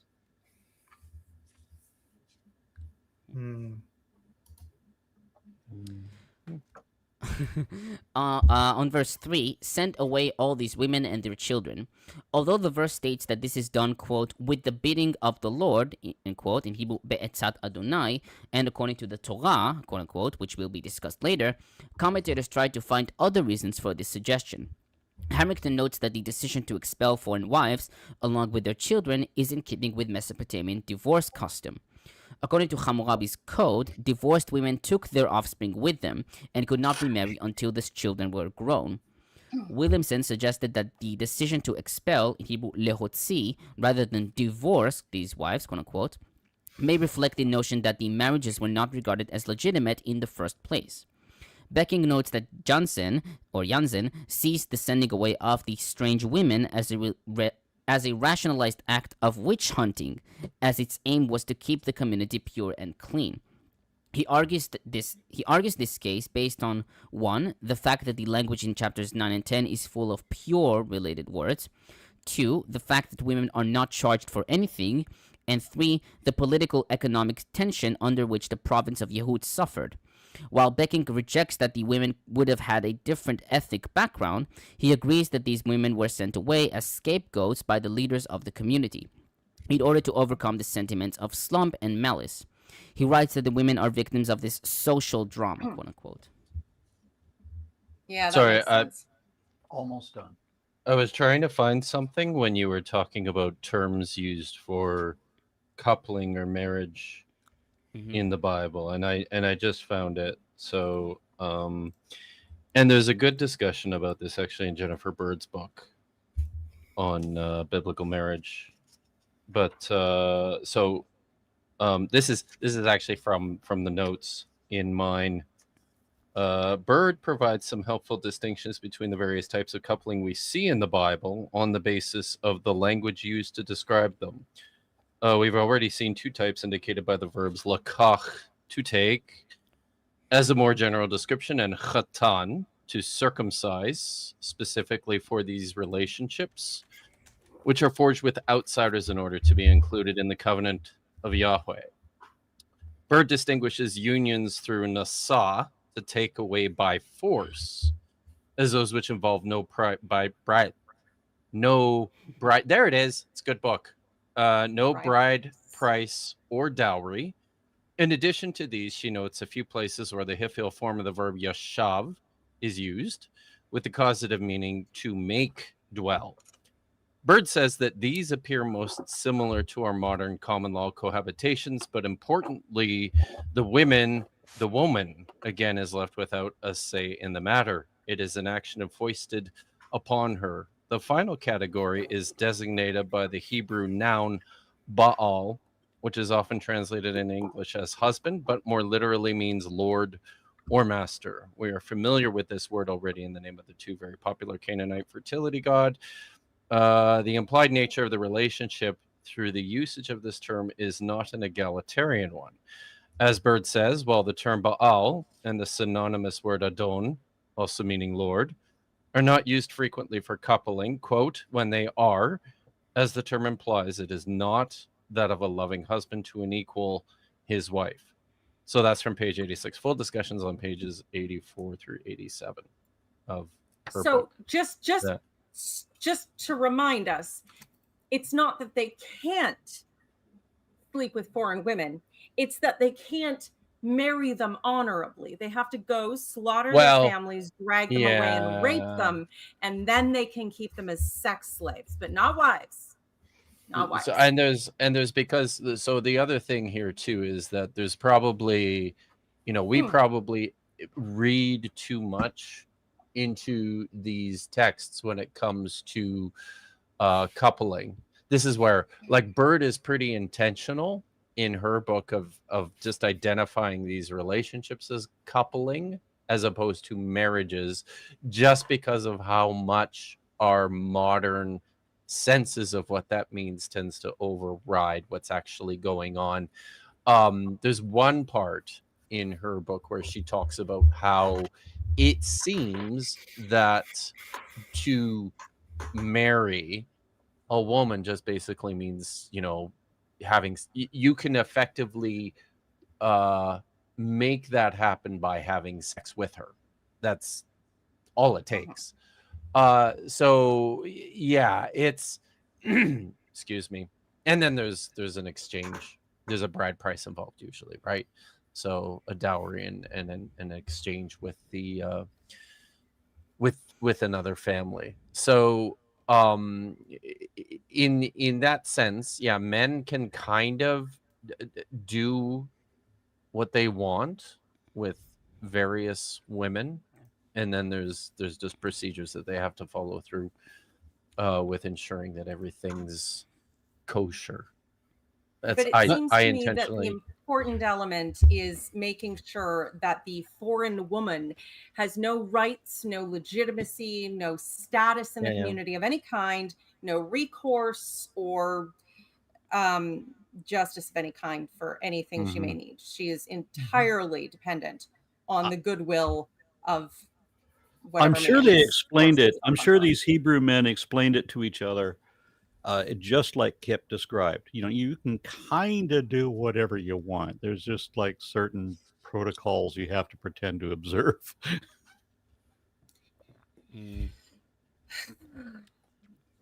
There. Okay, so I'm sorry.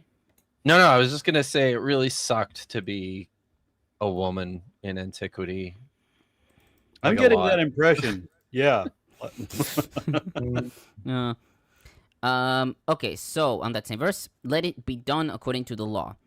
The law in Hebrew is Torah, which might refer to the Pentateuch, but no such instructions appear in the Torah.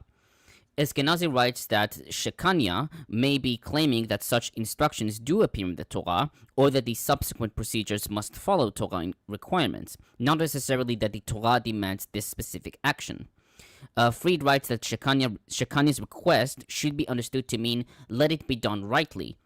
Thus, Torah here would mean teaching or instruction. The term here would connote time-honored custom in handling cases of divorce, i.e., quote, providing the women with their ketubah, their written marriage contract, entitling the women to the return of all the items of their dowry, plus any other items or funds promised them by their husbands that was written in their marriage contract at the time of the betrothal, end quote.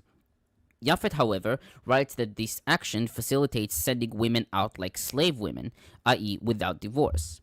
Becking notes Williamson's opinion that the rules on the dissolution of marriages would have been adopted from Deuteronomy 24, 1-4, which speaks about a man finding an ervat davar, usually translated as something improper, with his wife, and he may send her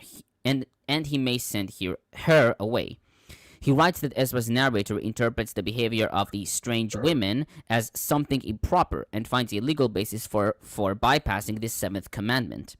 Harrington notes that there's evidence to suggest that Second Temple Jews read the Deuteronomistic prohibitions in Deuteronomy 7 and 33 to be against intermarriage. Quote, 4Q Florilegium in 4Q1, or aka 4Q174, envisions the day when these ethnicities, including proselytes, will not be allowed into the worship assembly.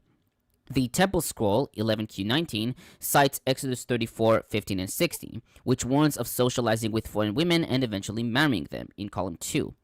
The author reinterprets the procedure for marrying a war captive in Deuteronomy 21, 10-16, by adding a caveat that the captive bride may not touch her husband's food for at least 7 years, and, in this way, discourages such marriages altogether, according to column 63.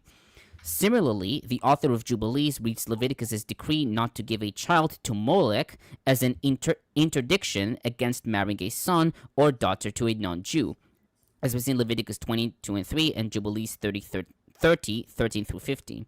Both Philo in Special Laws 329 and Josephus in Antiquities 8, 187 and 188 interpret Mosaic law as prohibiting intermarriage.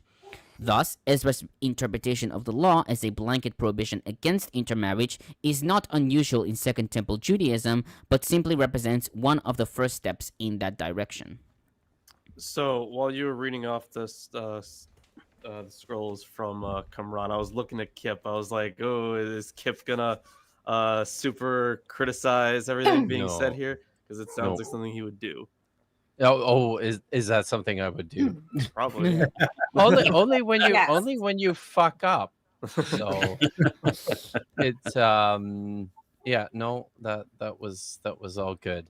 Yeah, they were they in the Dead Sea, and this is why part of why I think scholars, there's some ongoing discussion about this, but it's still widely maintained that this was a community of men, just men, and why they, it tracks with how they eschewed women, and foreigners didn't like them very much either.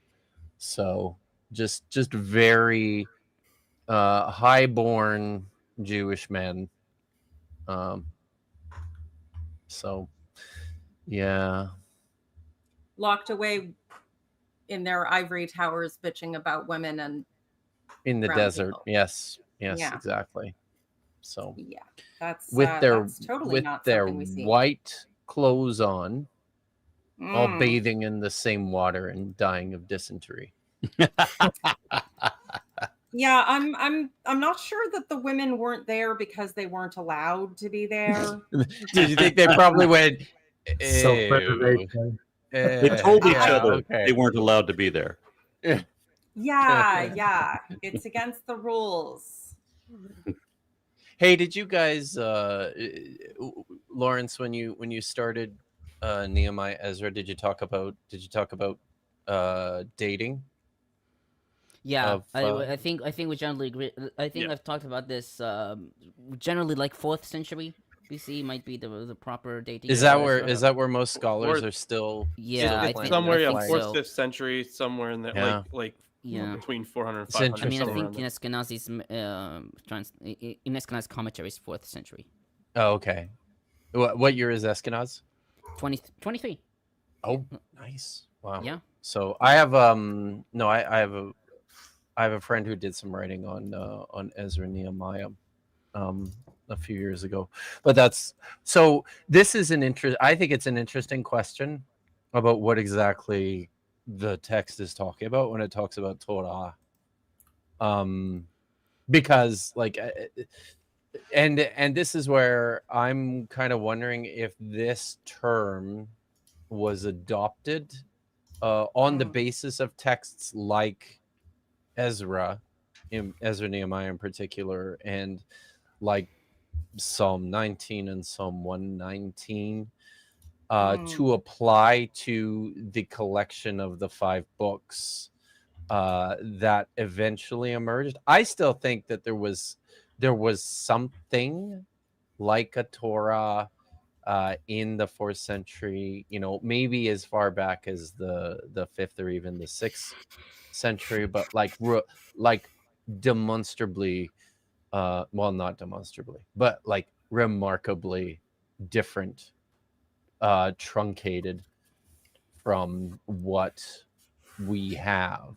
And I mean, the manuscript evidence, especially, there's a very active movement in some of these spaces here on YouTube to promote this idea that the Torah was just an invention of the Hellenistic period, which I think is kind of silly.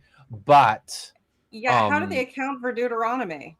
It doesn't fit, honestly. No. Like the what they point to, I guess not what they point to, but like what I could point to I could say that, for example, the Joseph story might have been like a Hellenistic invention or something. Absolutely. But right. But no, like there's not throughout the majority of like the Torah or the Old Testament, right? I think they even argue that basically the whole Old Testament. The whole thing. Yeah, would have came from the Hellenistic period. I'm like, that's entirely too late. Are you fucking kidding me? Now it's crazy. Now, like, I will say that I think one of the reasons why this idea continues to gain traction is because this is sort of where our manuscripts leave us, and that's just by virtue of the fact that we don't have anything from the Persian period, except for the Elephantine texts from Egypt. Now, what I also like to point out is that while I think there's obviously stuff that predates the Hellenistic period, that almost certainly predates the Persian period, there is a lot going on in the Hellenistic period and beyond, right? Like, so one of the things within the Dead Sea Scrolls that is quite interesting, and some of this is just the mechanics of scribalism, but I think some of this is also just the ways in which people's thinking was evolving. There are like maybe, I think it's either 4 or 5 manuscripts from so manuscripts from the Dead Sea Scrolls with that clearly preserved at least 2 books of the Torah in them, right? And we know this because we have the actual transition point between like Numbers, Leviticus and Numbers, or I think it's Exodus, Leviticus, which is cool.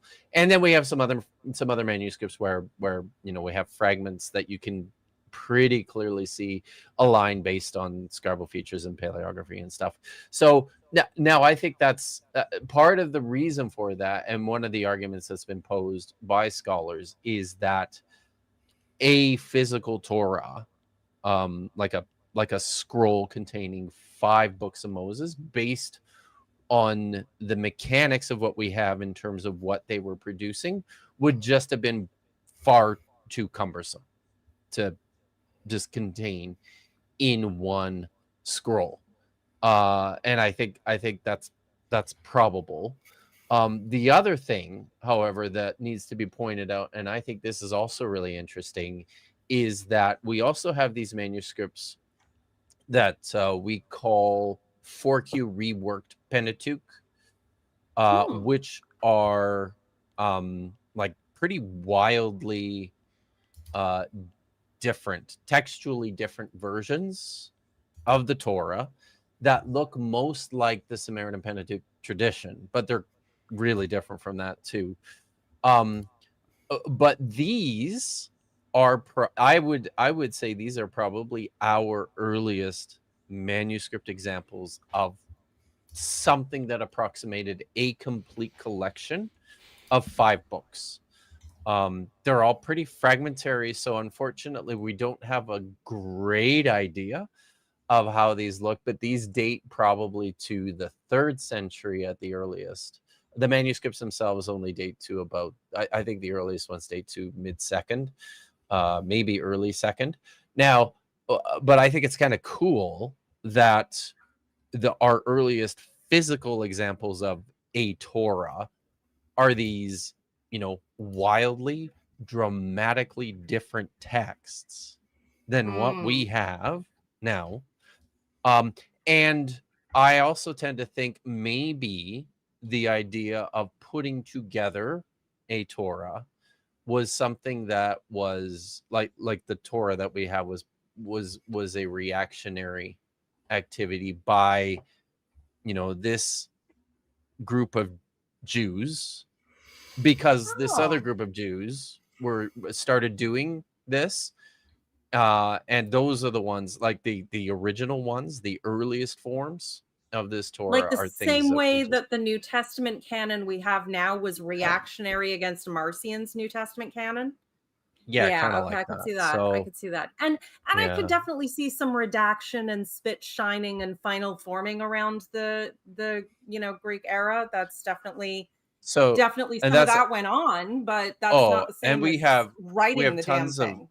we have tons of good evidence for that too. Like I did a stream of like last month where I talked about the genealogy with the super long ages in Genesis chapter 5, and used manuscripts and text traditions to show that the version that we all draw from in the Masoretic text is probably like from the 150s BCE. Oh, Yeah.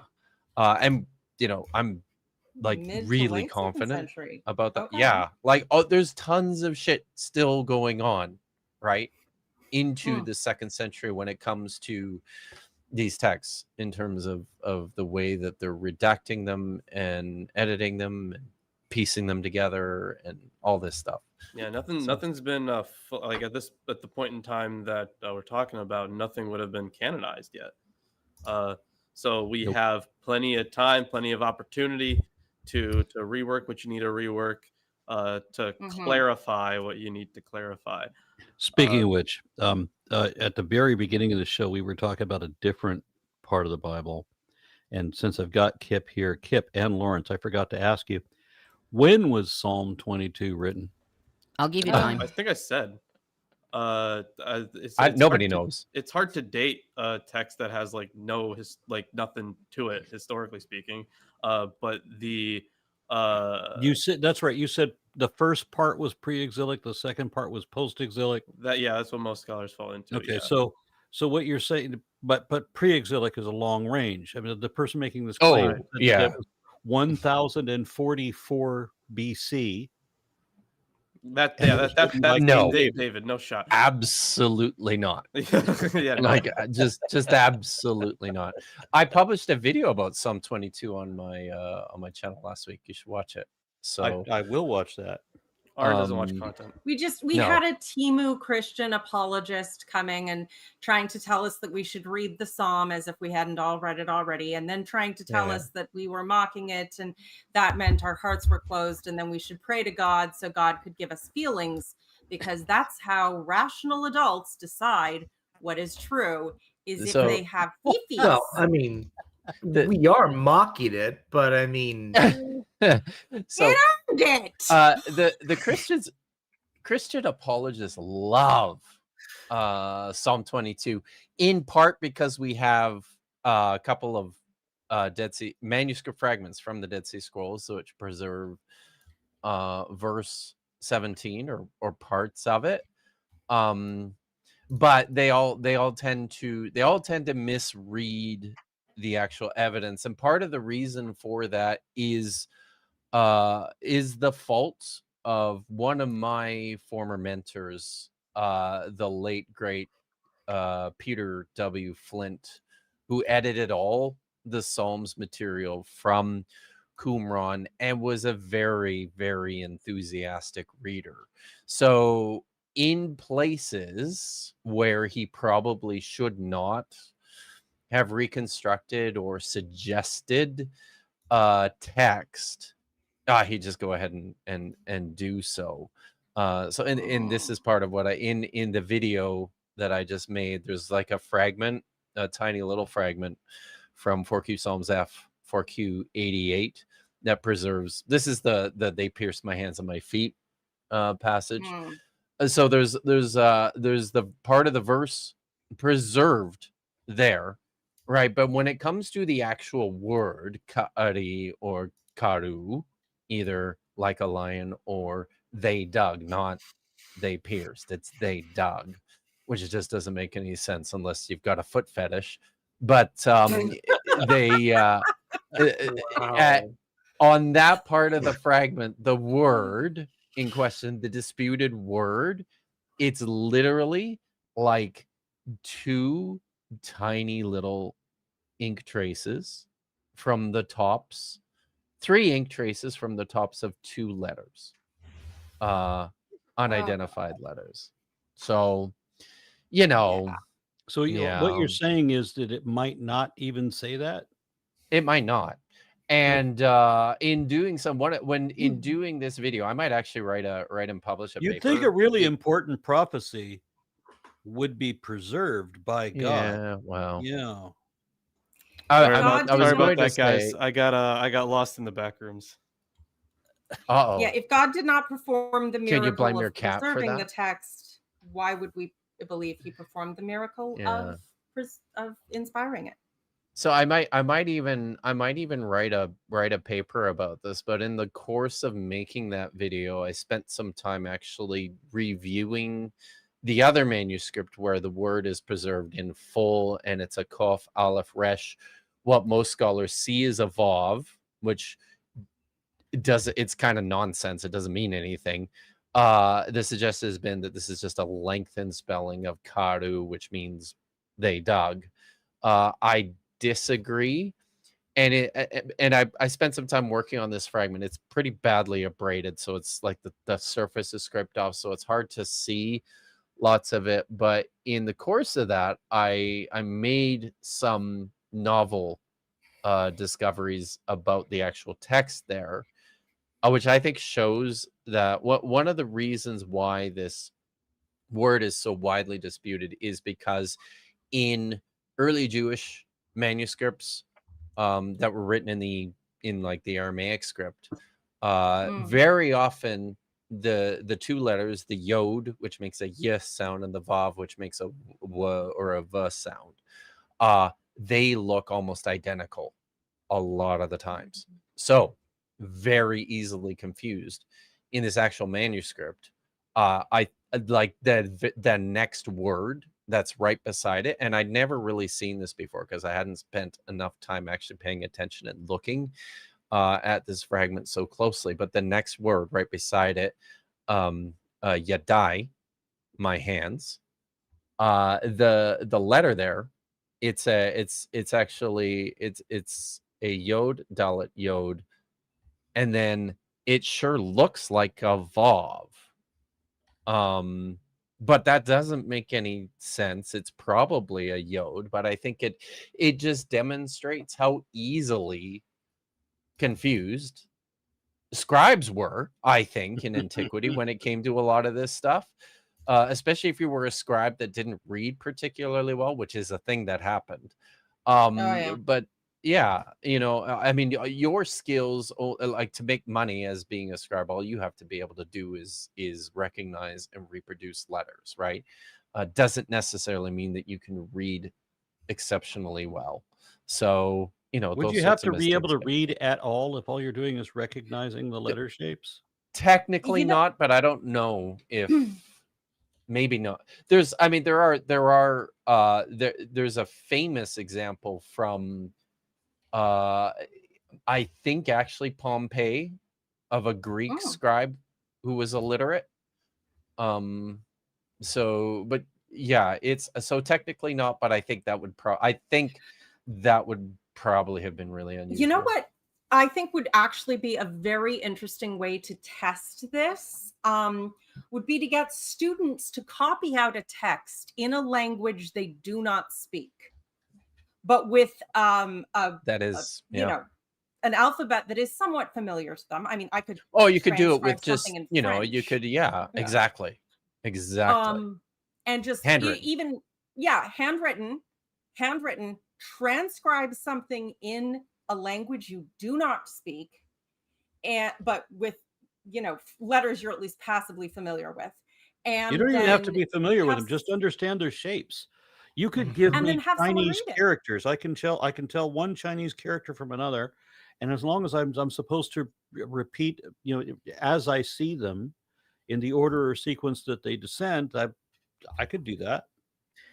I actually did something myself like this with a thing called Shavian script. I'm not sure if you heard of it. It's an alternative English script.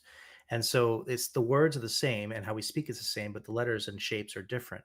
I do this with some of my students actually just for a fun practice to kind of see if they can understand how they can identify different types of text and things from shortened form to long form. So there you go. That is actually a good thing. Okay. Thank you for that. Yeah. All right. And Tomer, have you completed your comment? Sorry, I was jamming out after you your thing. Okay, just a second. I'm sorry for boring you, Tomer. Jamming out or crashing out? The thing is, Aaron has to go to a snake convention, doesn't he? Yes, he does. Indeed. Yeah. And we're still over 6. And somebody just sent me a private message about that. They said that, hey, we're going to the North American Reptile Breeders Conference in Dallas. You going to be there? We're hoping to meet you. I'm like, yeah. Aww. Okay. Hey. All right. Let's finish the commentary, and then we can get on get done with Ezra. We'll be Nehemiah next time. So you do realize that I have different font. You do realize that it's like 9 pages, so be patient. What you have to read right now? Yeah. Oh, keep going. Okay. Yeah. I'll just care how to do what I'm doing. Okay. We're wow. Tomer's Tomer's taking a long time. Tomer, what's wrong with you, man? Yeah, what's wrong with me? On verse 6, Yochanan, son of Eliashib. Although he's not given a title here, several commentators take him to be a priest. Japhet notes that not all priests in En are given a title, the most notable of which is Jeshua, son of Yosadak, who is never called a priest. She suggested that Yochanan or Yochanan was the grandson of Eliashib, the great priest, mentioned in Nehemiah's memoir in Nehemiah 3:1-20 and 13:28.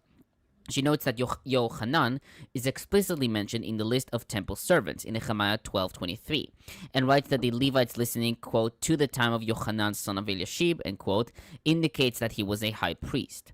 Eskenazi notes that several scholars identified this priest with Yochanan, the high priest, in Hebrew, in Aramaic, Kahana Rabbah, in the Elephantine documents, dated 407 BCE. Which could place Esdras' mission in 398 BCE, the 7th year of Artaxerxes II. She writes, however, that the popularity of the names Eliashib and Yochanan in post-exilic sources makes specific identification less than fully secure. She writes that while a connection with Elephantinus Yochanan is plausible, it seems best to avoid major historical revision based on the priestly lists. She writes, quote, even if the references were to the same high priestly family, the practice of paeponymy among the upper class in the Persian period suggests to cross that this. Sorry, I thought I heard something. In the Persian period suggests to cross that this Yochanan, son of Eliashib, could be the father of the Eliashib in Nehemiah's time. But using priestly lists to date the high priests is problematic. Furthermore, the reference to the chamber of Yochanan is the narrator's description of a place. It need not refer to a contemporary of Ezra, but to the name of the place during its author's time. In this case, the name may belong to a figure later than Ezra. One can also add that Eliashib plausibly could have been the high priest during Nehemiah's time in 444 BCE, with a son who, 13 years later, was old enough to have a chamber in the temple.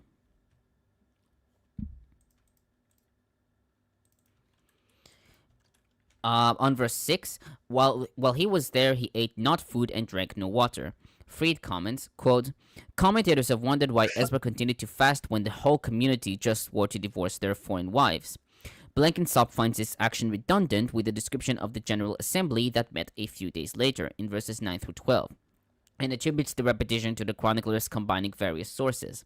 Pakala agrees, arguing that verses 5 and 6 through 9 are two separate additions to the basic text, since Ezra makes all the people swear in verse 5 and makes them swear again in verse 11. However, if we recognize that only the few officials swore to implement Shechaniah's proposal, and that the people as a whole were not involved and were not there, then there is no contradiction or repetition. Ezra is mourning and fasting because of the big job ahead of him, and because of the big job ahead of him in convincing the people that they were going to have to divorce their wives and expel their own children. Yeah. Well, it turns out a lot of those men might have actually been better than their religion. But he kept at them and wrote the story afterwards to make sure nobody knew that. On verse 8, would forfeit all his property. Several commentators take this remark as important for the study of the socio-economic realities in post-exilic Judah. Sorry I'm slurring a bit because I'm just trying to keep the pace because Aaron. Japhet notes that the confiscation, or cherem, of property is not found anywhere in the Bible, not even in Nehemiah's Acts.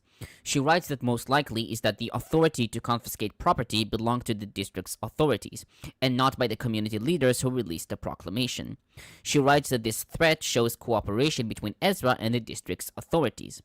Thus, Ezra uses Artaxerxes' memorandum, which empowered him to punish those who did not fulfill the laws of God and the king in 726, using the confiscation of possessions, in Aramaic anash nechisin.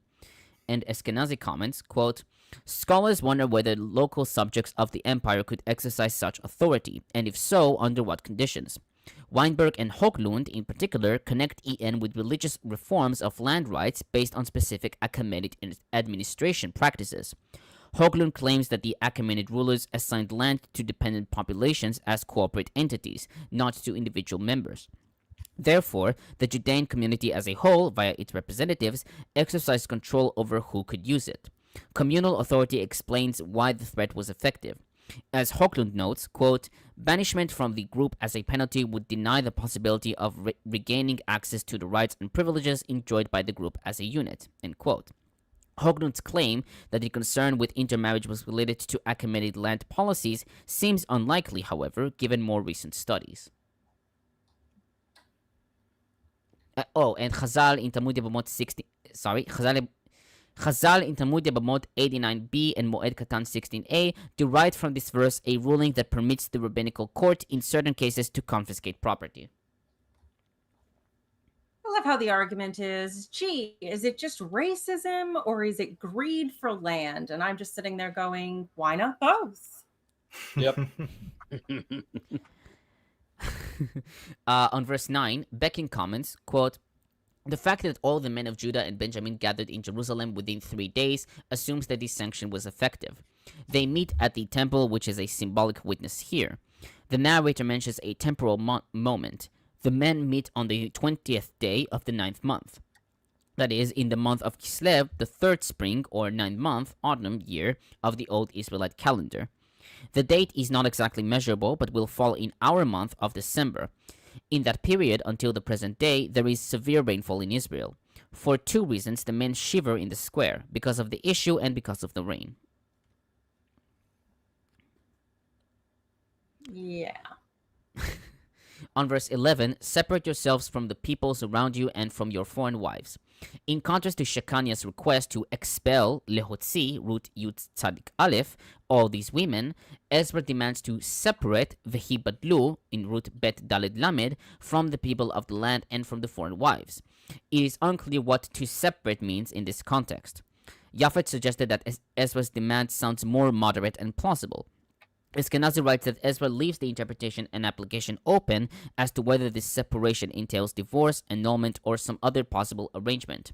She notes that the people's response confirms that the details require a careful case-by-case assessment, verses 14 through 17. Oh, and for some reason, my camera disconnected. We're just... It happens. Happens to the best of us. Yeah, no, it's up. No. Loose connections.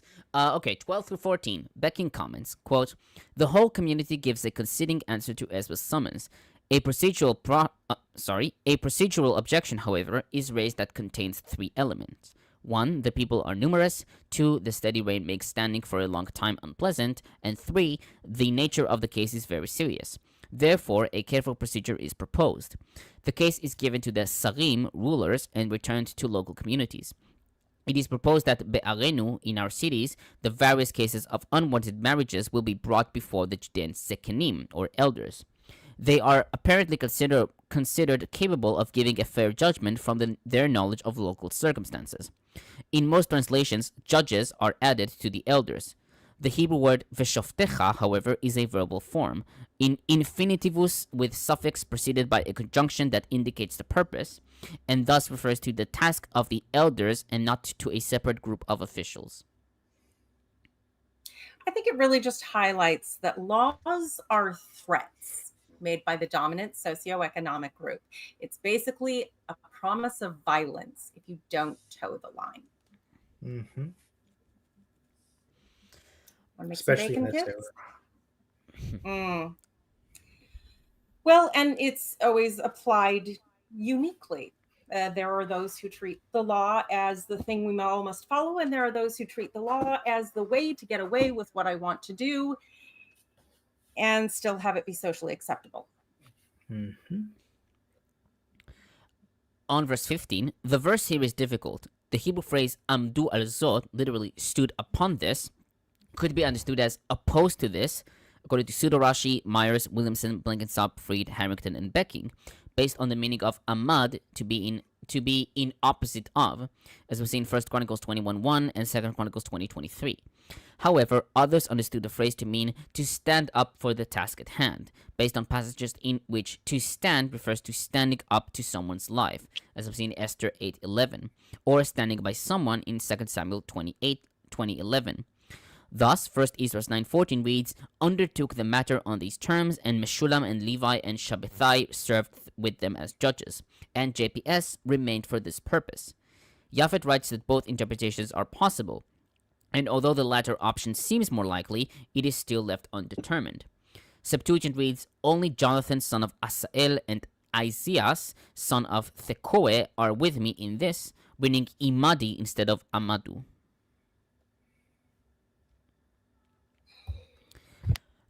On verse 16, they sat down to investigate the cases. The Masoretic text has ledariosh for to investigate. The word Daryavesh is the name of Darius and is probably a copyist's error of lidrosh, to inquire or investigate, as reflected in early translations and traditionals, since a reference to Darius here makes no sense in the present context. You're saying there are mistakes in the Bible? Apparently, right? Maybe it's Darius the Mede. Oh. Yeah, well, we all know that he had nothing better to do than to concern himself with the marriage practices of a petty province. On verse 17, from this verse, we can deduce that the process took 3 months, or 4 according to Fried. Eskenazi writes that this suggests that the issue was complex and that the status of the women and their future were not self-evident. She writes that the likelihood that some women were Judean and Israelite is therefore increased. Becking notes that for Rudolph, the 3-month period is far too long to complete the 109 cases listed in the following list. He assumes, therefore, that the list is incomplete. Williamson, however, pointed out that the 110 concern only the alleged cases, and that a good trial for those who were not guilty should have taken time. Freud suggested that this is an allusion to disputes over the ketubas, the marriage contracts that detailed what the wife was to receive in the event of a divorce. Which is why we don't call it a divorce. We call it an annulment because it was never valid to begin with, so you're not entitled to anything. It's giving Henry VIII. On 18 through 19, Eskenazi comments, quote, "Only the listed 4 priests specifically agreed to send away their foreign wives and to make cultic amends." Kleins possibly concludes, quote, "Very probably the list derives from a formal document which would have recorded similar details for each family. Compare number 7, end quote. But this conclusion is not the only plausible one. E.N. in chapter 7 through 8 may be eager to establish the cultic purity of the leading priestly family and its conformity to proper regulations, given stringent laws for leading priests. See Leviticus 21, 10 through 15. Therefore, verses 18 and 19 specifies their divorce and ritual of expiation. The other men may or may not have done likewise, but their compliance may have been considered either less significant, given less stringent cultic expectations, or not as clearly established. No penalties were attached to refusal to comply.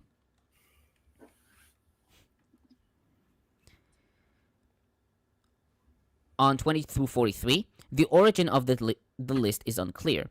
Becking argues, based on the fact that the list is ordered to civil servants, priests, Levites, singers, gatekeepers, and others, and not to domicile, indicates that the list has been edited into its current form. Moreover, as Williamson writes, there are about 12 lay families, all in all pointing to a conscious composition. He writes that within the composition of Ezra 7 through 10, the list functions as an indication that Ezra's actions have been effective. Eskenazi writes that most scholars regard the list as an independent source, possibly a source for Ezra 2 or Nehemiah 7. And finally, on 44, and it's quite long, some of them had children by these wives. The Masoretic text has, "And there are of them masculine women, and they put or placed sons." In Hebrew, "Vayesh mehem nashim vayasimu banim." The reading is very difficult, and even early translations had a hard time understanding its exact meaning. Septuagint reads, "All these had married foreign women, and they fathered sons by them." Vulgate, "There were among them women that had borne children," and Peshitta, "There were some of the men who begot children." Traditionals interpreted the verse to mean that some of the foreign women had already borne children. Harrington notes that the notion that some of the foreign women had produced children, in Hebrew vayasimu banim, is awkward and carries a derogatory tone. Usually, children are begotten or born, in Hebrew yalad. She writes that the term here is reminiscent of Psalms 107:41, where the same root compares the increase of families with the fertility of sheep. 1 Esdras 9:36 reads, "All these had married foreign wives, and they sent them away with their children." Many scholars regard this reading to be the original, and thus the list ends by executing Shemaiah's plan, or Shechaniah's plan. Japhet notes that scholars who accept 1 Esdras as the original reading emphasize the graphical proximity between the Masoretic text and the conjectured Hebrew text reflected in 1 Esdras, in Hebrew Vayeshalechum nashim v'banim. She notes, however, that this conjectured reconstruction has already been noted by other scholars to be impossible in terms of transmission. She writes that there is no orthographical explanation for vayasimu in the Masoretic text, and it is doubtful if the Greek word apelosa in 1 Esdras, to banish, might represent the conjectured Hebrew root shin lamed chet. She concludes that 1 Esdras is an interpretation, and the Masoretic text should be preferred, though its exact meaning is still unclear. Likewise, Eskenazi comments, quote, Despite the predilection of modern English translators to alter or replace this text, it seems best to retain the Masoretic text, especially since the Septuagint supports it. The fact that Nehemiah, zealous though he is, accepts intermarried unions as fait accompli, as we see in Nehemiah 13:23-27, except in the case of the high priest's family in Nehemiah 13:28, indicates that intermarriage was tolerated at least during his time.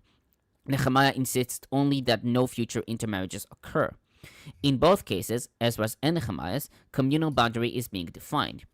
Ezra 9 and 10 establishes the norm. Future generations are to avoid marriages with foreigners, including the peoples of the lands, if they are to remain members of the community. Plausibly, divorce did ensue for some or all. Plausibly, some families in Ezra 10, as in Nehemiah 13:23-29, remained unchanged, and the writer does not wish to highlight that, preferring to highlight unity. Verse 44, however, is silent about the final outcome of the decision to separate, beyond identifying the intermarried. Okay, you done? No, Bede. No. Okay, after Ezra's prayers and grief for the pollution of Israel, a very great crowd of weeping people of both sexes and of all ages gathered around him. When the people assembled in the middle of winter, they trembled because of their sin and the rain, and this was done to admonish for them and all other sinners. The sin of the Jews shows us how the minds of the faithful are tempted inwardly with much greater danger when they are seduced and enticed by their own lust. The different deeds accomplished by Ezra demonstrate in all their aspects that he was a type of Christ our Savior. Of course he was. As is tradition. Oh, even the Jehovah's Witnesses have given up on types and antitypes. Oh, Or they got a couple that coming. right? So Wow. I have from like a long time ago. I think I might have moved them upstairs.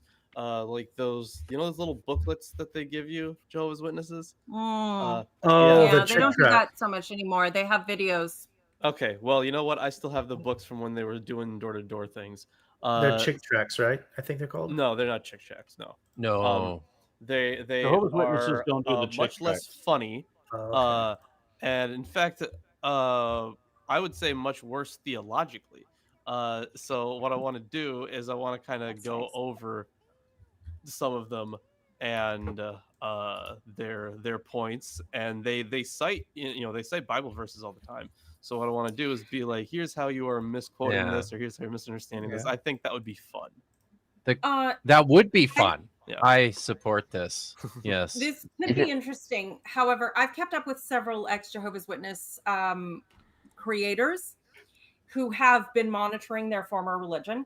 And while there was a time, till fairly recently, that Jehovah's Witnesses really focused on their own special interpretations of the Bible and were very sort of biblically literate only in their own preferred variant.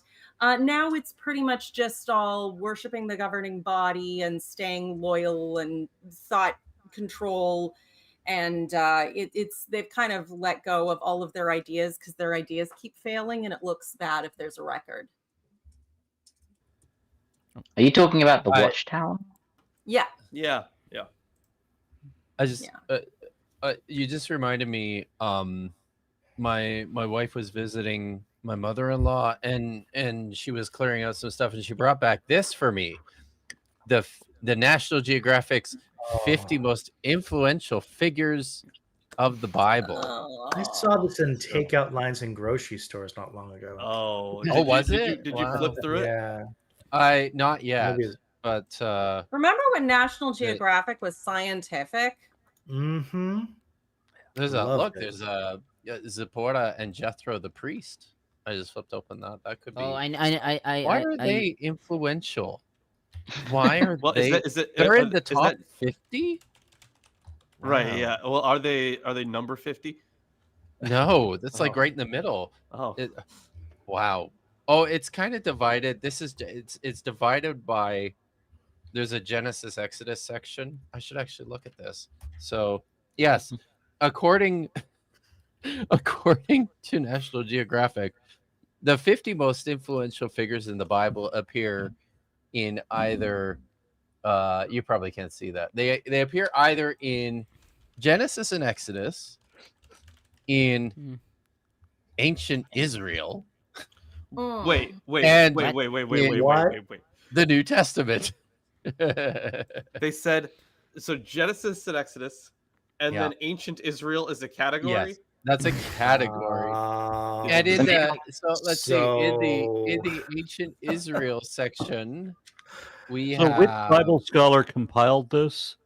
oh god, The same no dude that Bible made the scholar. little animated Bible. That was the first one I read, which still had lots of people being So- horribly killed.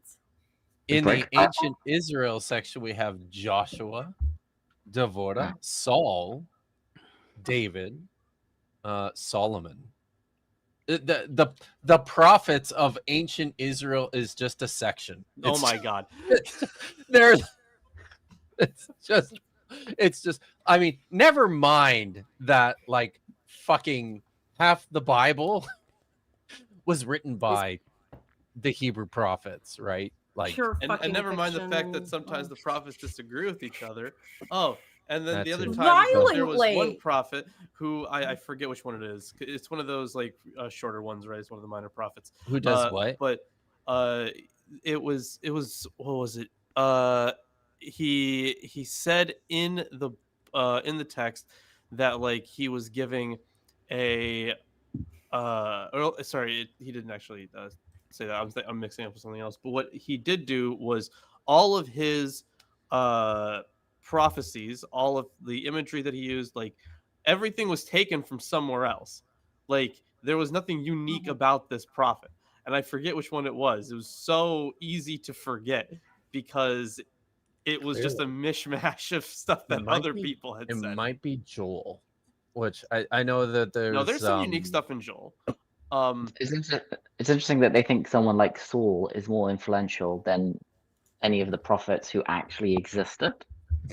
right. You know, Now, I'm sure there was One- some the ones petty actually wrote- warlord they were vindictively using as a type for Listen. Saul to. Listen, Somewhere. Isaac. influential, I'm saying. Yeah. Isaac.